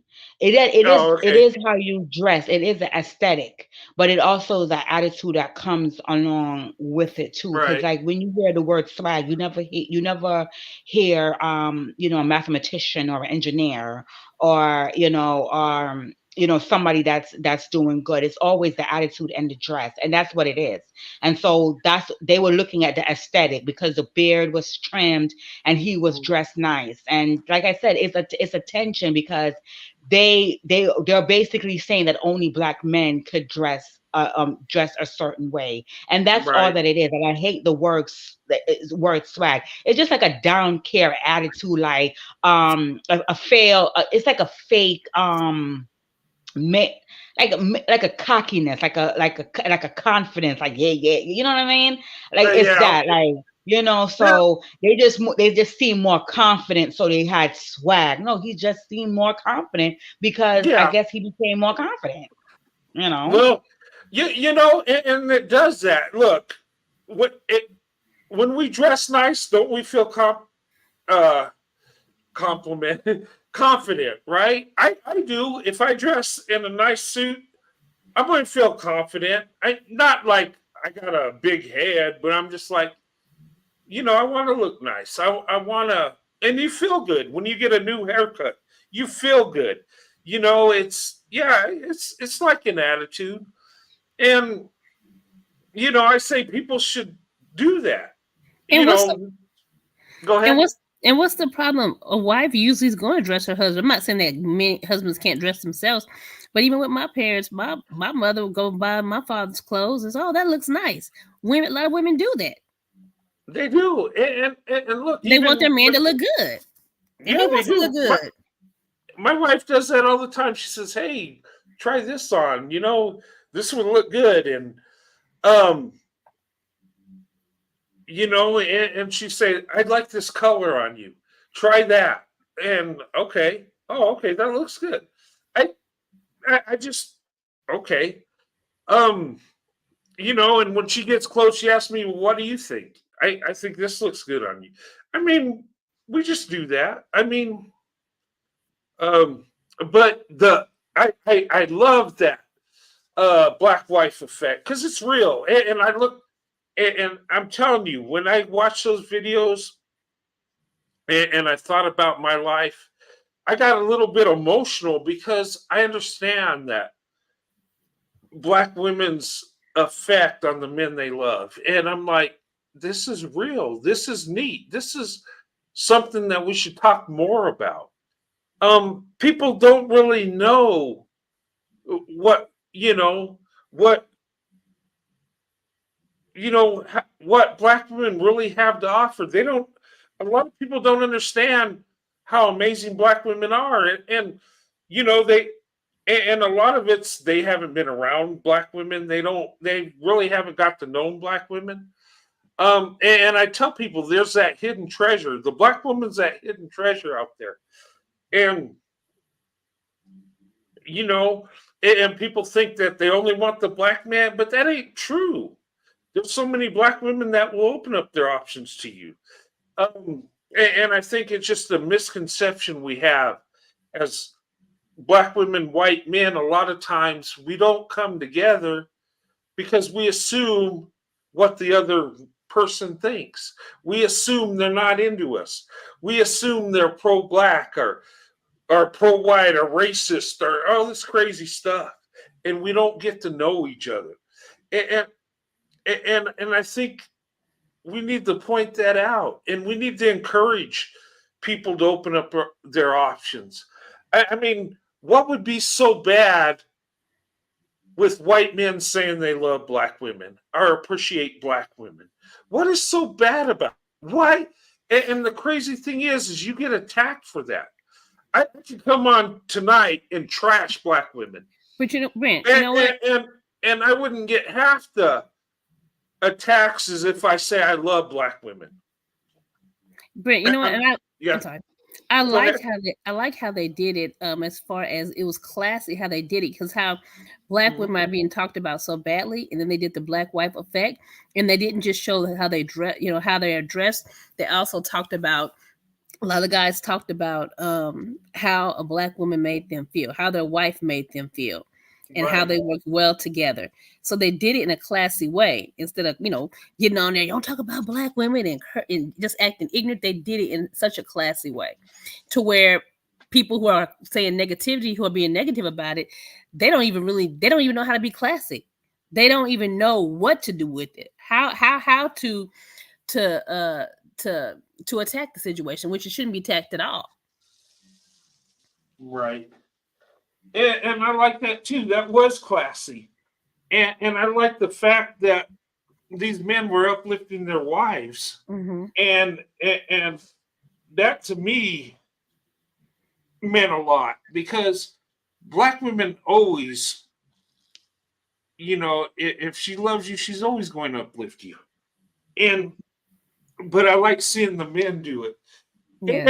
And white men do. They uplift their black wives. But they did it publicly, and that's what I loved about it. Yes. And you notice too that when people would say negative things, they would talk about the dress, but they would never talk about the person. The what? They would never talk. They would always talk about, they're taking my swag, but they would never talk about the words that the man was saying about his wife, that the men were saying about their wives. Mm-hmm. Yeah, it was like, I think it was an attempt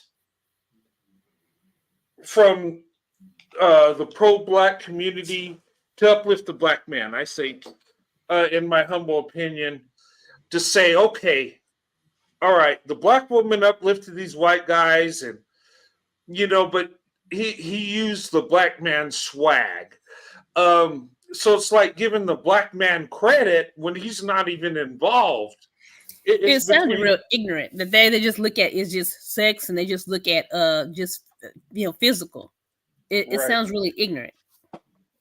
Yeah, and like you said, they didn't talk about what he said, what was what she meant to him. Mm-hmm. And I tell you, it goes deeper than that. And the thing is, the reason why black women do that, treat white men differently is because white men treat us differently. That's what they're Right. not getting. It's not a matter of trying to save anyone. Did they not hear the understanding to trying to work together? That's why. Right. When a woman feels heard, she'll sit back a little bit. When she can trust you, she'll begin to rest and take that breath and say, okay. She'll begin to relax. Yeah. And what do I and I'm going to ask this question and give you what I think. What do black women want? I mean, and this could apply to all women. Is black women want to be loved? They want to be uplifted, and black women uplift everybody else. Why not? Return the favor. Why not show black women love and respect? It's overdue. I mean, we want partnership. We want growth from each other. How can I grow with him? How can he grow with me? We want memories, those types of things. Right. Love. And it's intimacy, conversation, good conversation. Intimacy starts way before the bedroom. Right, it does. Yeah. One woman said one time on one of my shows, she said that she wanted to make love before she hit the bedroom. And what she meant is she wants to get to know the guy and actually be in love and just it's more than the physical. It's like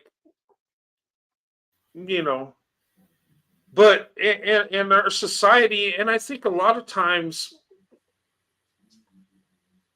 we go for the physical before we even go for getting to know the person or experiencing true love. We think the sexual act is the love. No, it's not. It's a part of love, but it's the last part. It's when you're all the way. When you're in a marriage, it's like, okay, that's the icing on the cake. Yeah, it's important, but it's not the only thing. And we miss that. And I think a lot of times traditional white men are more open to dating and marrying out than the average white guy. Not saying they're not into that, but usually the traditional man, because he's looking for the relationship, he's looking for the marriage, he's not looking so much at the physical. You know what I mean? Yeah. And what he sees as beautiful is what comes from the heart. And it, how can I say this? It's like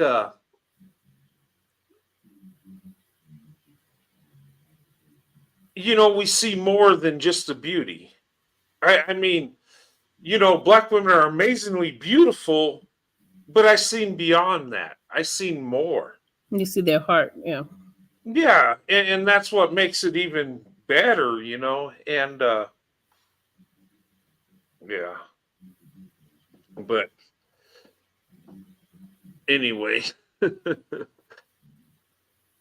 then someone you can be yourself with, because like I said, I have, there's times, that I can be goofy, and someone, being accepting of that, because if they can't accept, when I'm serious and when I can be goofy, then too bad for them. Right. I've always felt more comfortable around black women than any other group of women. I've always had more trust with black women. Now I'm not going to just go and trust any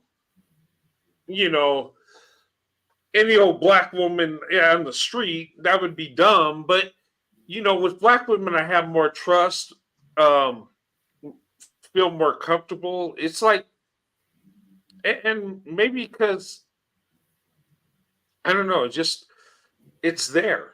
I just have more trust and love towards them. Maybe it's endearment. I remember, it's interesting. I remember there was a video on social media, this young lady, she happened to be white, and she was saying This black woman called me honey. She says, when she called me honey and sweetie, I don't know what it is that y'all do, but it just made me feel so good inside. I guess she just felt it was coming from her heart. It's just that endearment, you know.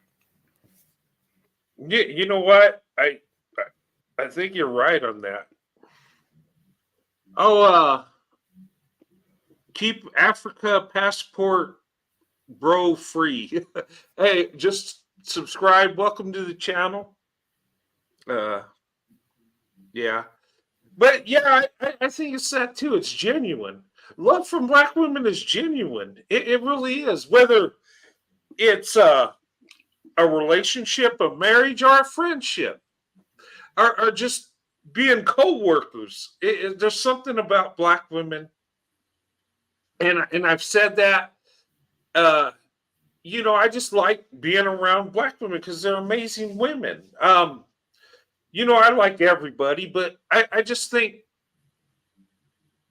black women are just amazing women. In all areas. Um, I think you could have a great marriage from a black woman regardless of where she comes from. What part of the world or what neighborhood. I mean, black women, I think, are amazing that way, where not all other groups of women are like that. You know, but anyway, Alexander, do you have See, anything you want to put in? I just want to say that black women, they are very passionate when they talk about issues, and they're very passionate in what they do as well. And the thing of it is that I believe that is about like to I did a live today, and I was and I said it's time for black women to open up their horizons, and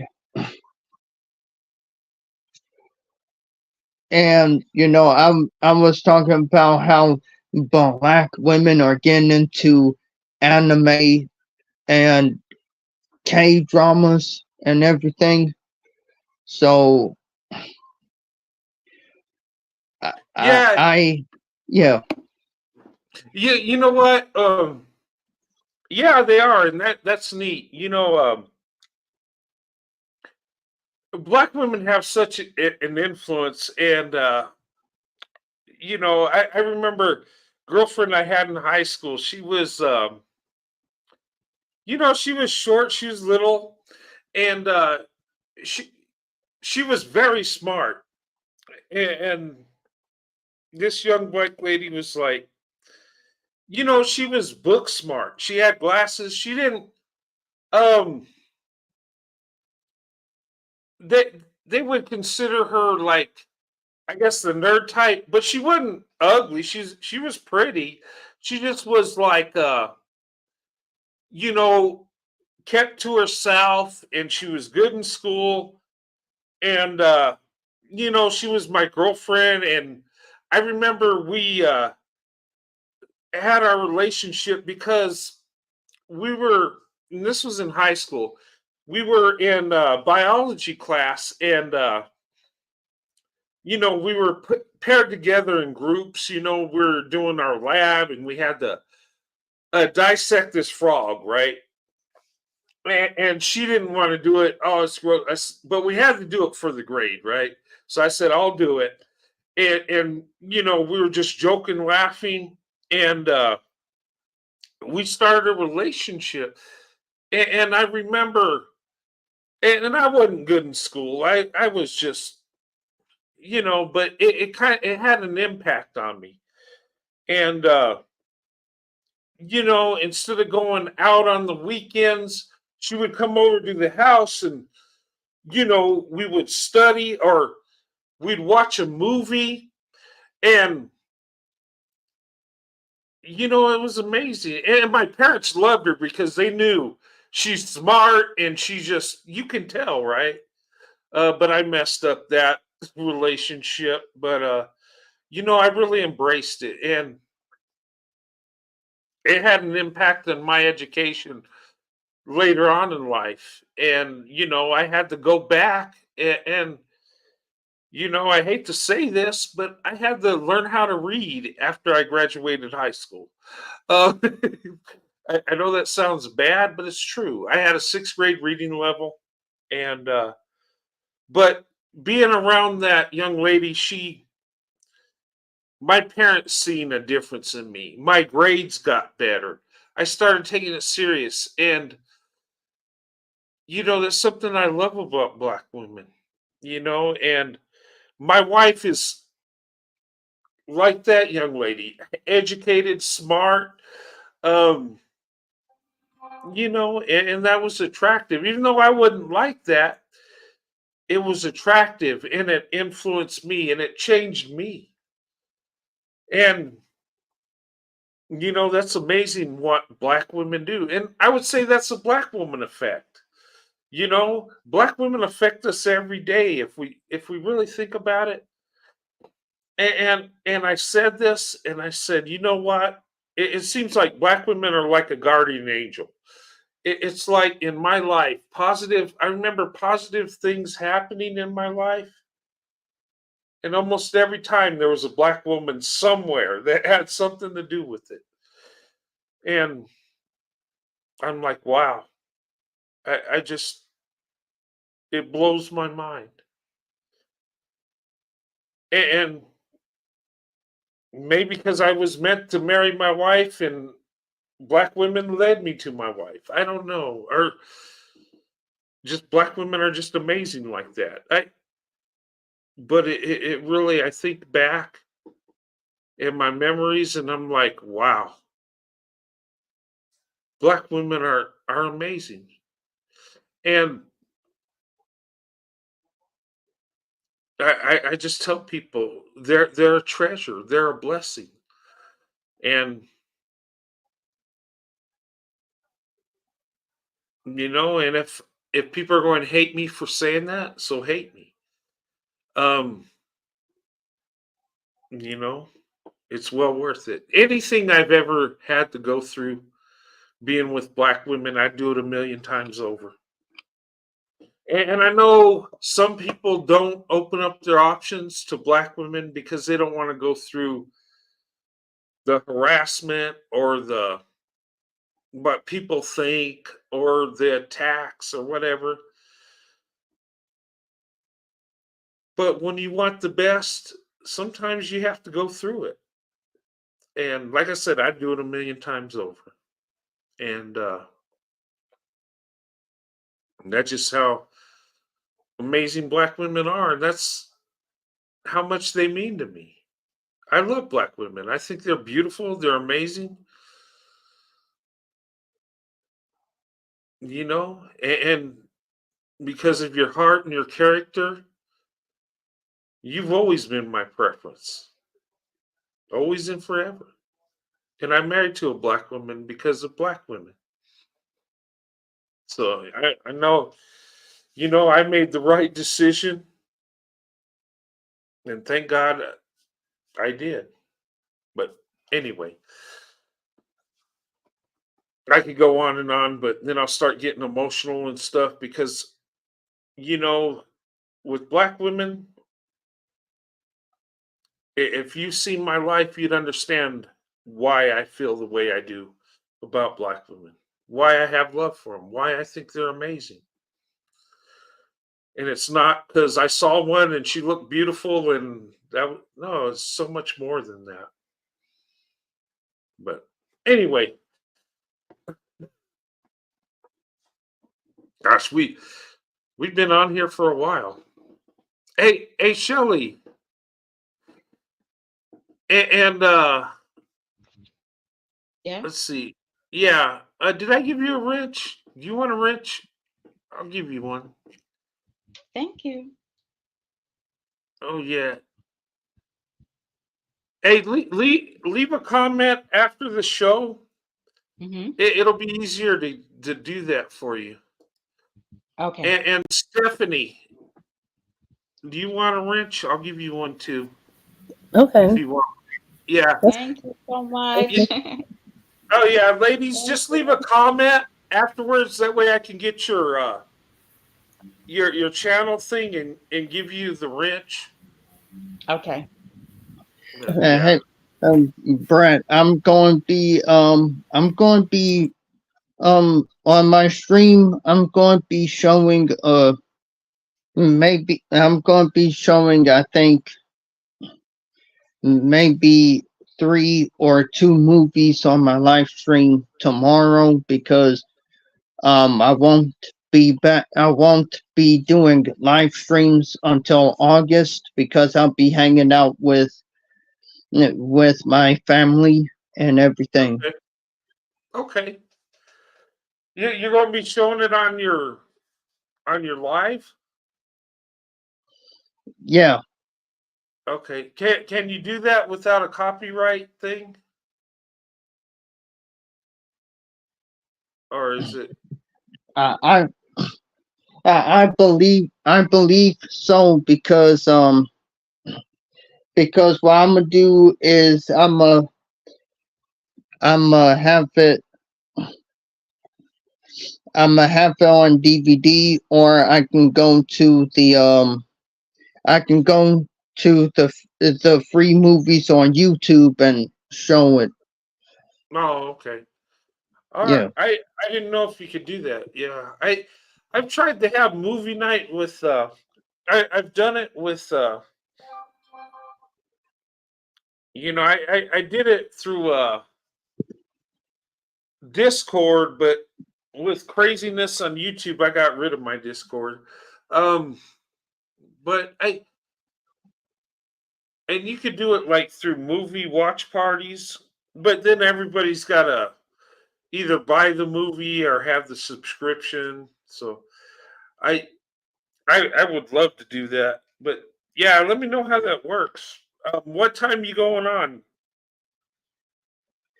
I'm thinking I'm thinking I can do it at 12 o'clock, and that way, if anybody wants to watch another movie after those two, we can start doing that. And Okay. um but yeah, I do believe that, that black women should legitimately open up their options. And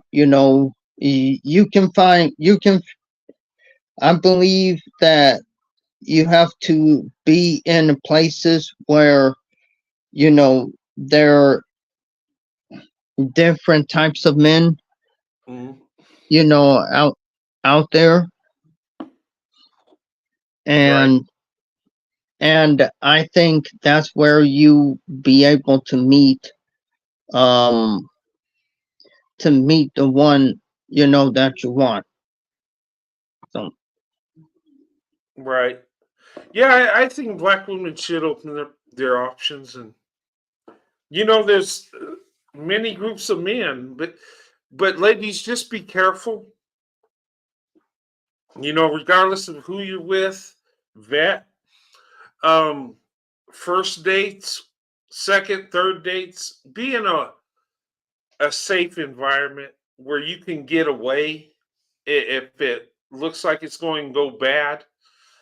You know what I mean? Um, I would just say that. And ladies, just be aware of men that are, extremely older than you. I mean, just be careful. Um, I just vet, be careful, and know who you're with. And I would say that for men too. Know what type of woman you're with too, because women can be dangerous too. We don't think about women overpowering us or anything like that, but hey, you know, things can go bad. You get the wrong person. But anyway, I'll just say that. I'm gonna have to close, guys. Wow, it's already 12:44, and I know on the East Coast it's what, almost 3 o'clock in the 2:44. morning. Yes, 2:44, 2:44. yeah. It's 2:44 over here. Yeah, I'm 12:44, but I'm two time zones behind you. California, you're only 11:44. But yeah, I better close this up and get some rest. I'm going to be going on Saturdays, guys. I just got my position at work where I'm going to have more time for YouTube, and I will be able to do earlier shows on Saturdays. Tomorrow I'm going to have a prayer meeting. I don't know what time yet. And you know, but Saturdays are going to be my regular day. And during the week, we might do something every now and then. But I want to be here every Saturday for sure. And if you guys have a topic you want me to talk about, you know, feel free to email me. If you want to do a show with me, we could do that too. I always drop the link after I talk about the topic. And the reason I do is because we drift every now and then. Like tonight's show, we had a special guest and we drifted away. That's why I covered the topic before I drop the link, just so people get the information and the topic. And, you know, I try not to drift too much, but I'm not going to police the, you know, the panel. I mean, if you guys want to talk about something we drift, that's cool. You know, people say, well, it's your channel, do whatever, but really it's your channel too. So, you know, but anyway, let me know. I'm also going to be doing a show. Do I have any football fans out there? Any Dallas Cowboy fans? Any Dallas Cowboy haters? I'm going to be doing a temporary show during football season. If you're interested in that, let me know. If you're into football, if you're a Dallas Cowboy fan, and you want to be part of that and do a show with me, it's only going to be an hour show once a week, only during football season. We'll talk about the game, what went good, what went bad. I'm going to try doing that. And if you want to be my co-host and you got football knowledge, I don't expect you to be a total expert, but if you're a Cowboys fan and you know about the team and the players and you're into that, let me know.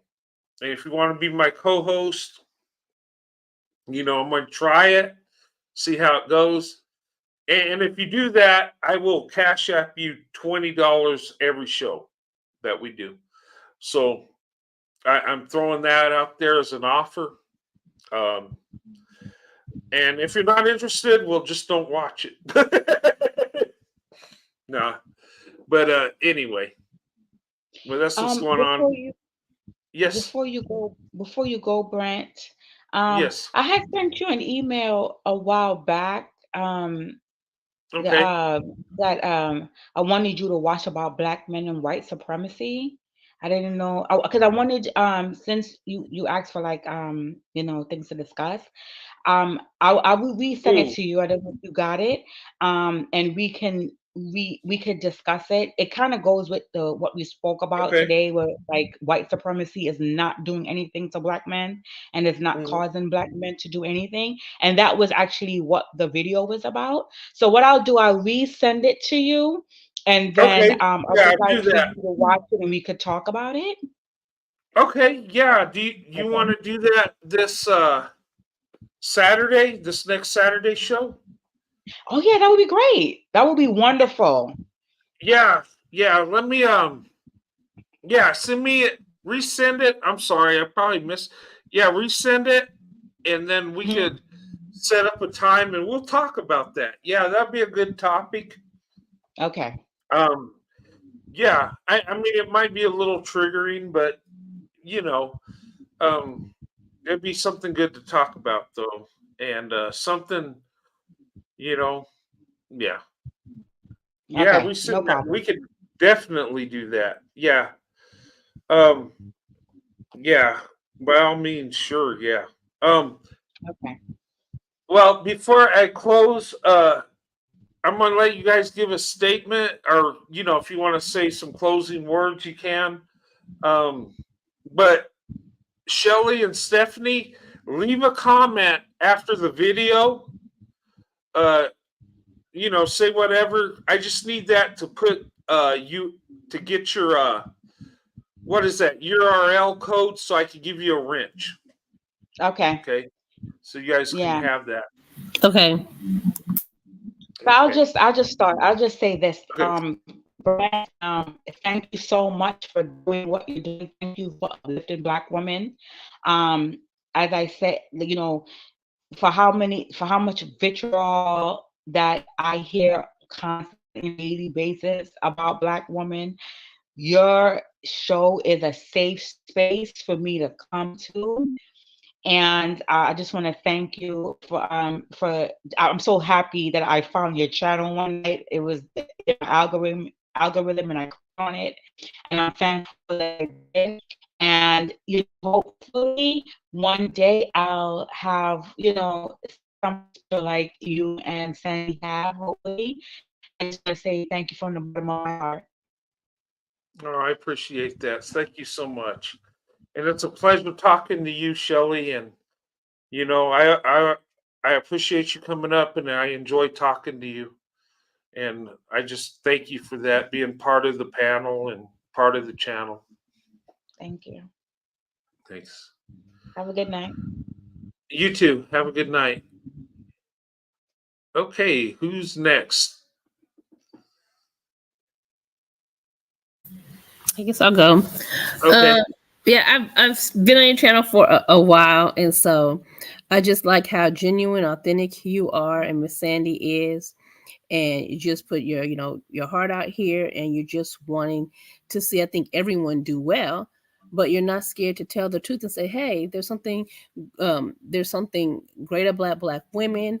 I'm living it. I see it, and just you want people to just be honest about it, and you want more people just to see the truth, and I think to be happy, to have love.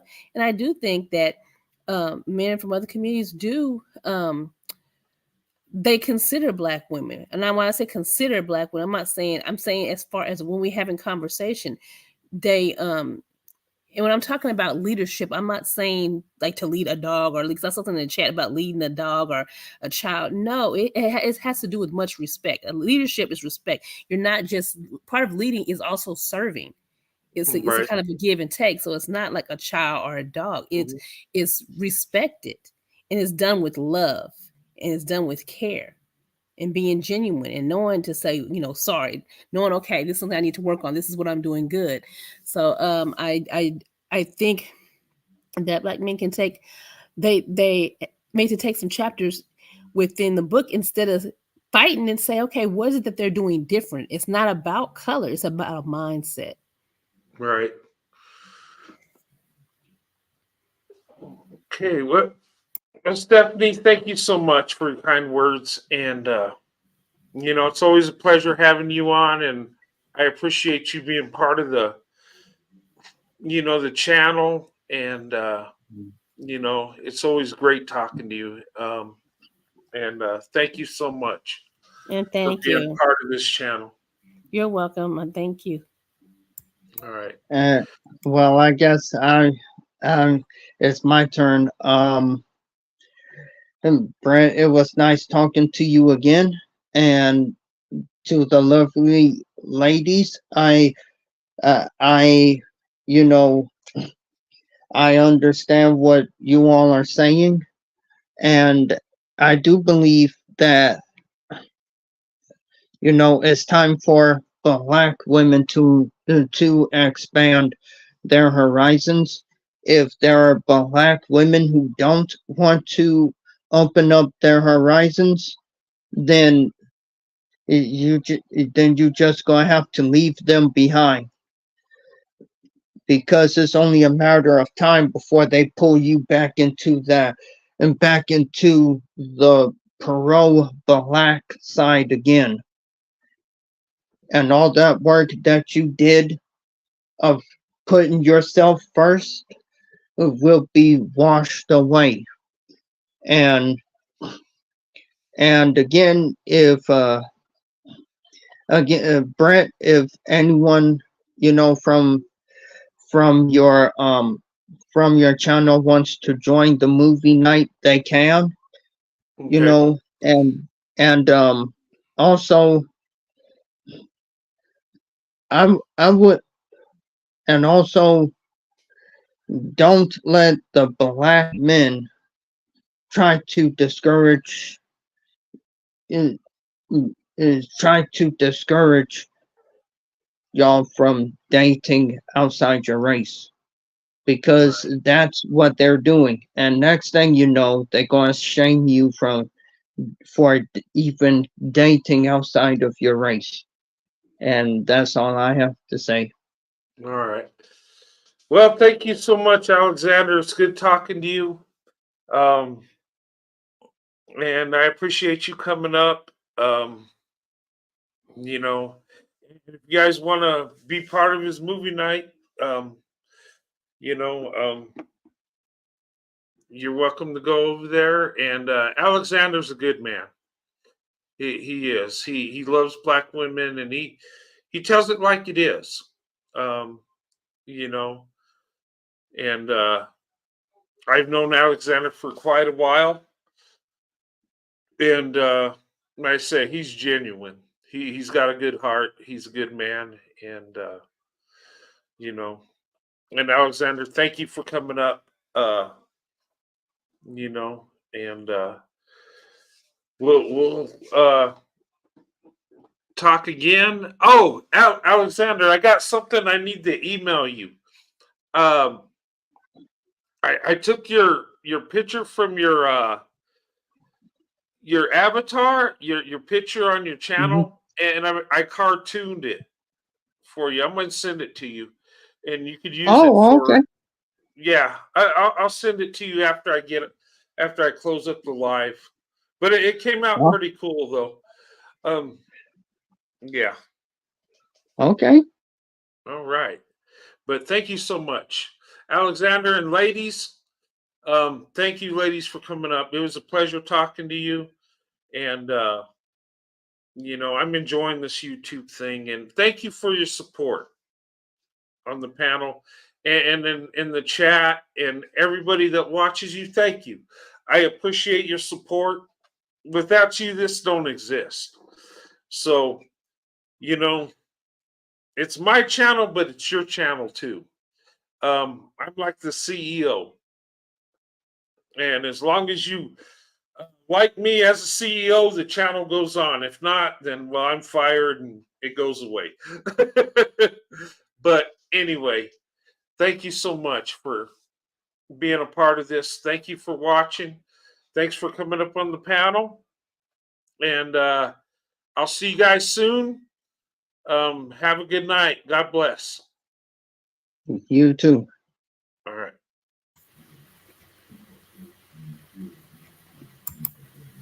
All right. And have a good night. Thank you for watching tonight. Everybody have a good weekend. I'll see you guys soon. Okay. Um, you know, open up your options, swirl to investment. I'll see you soon. Have a good night.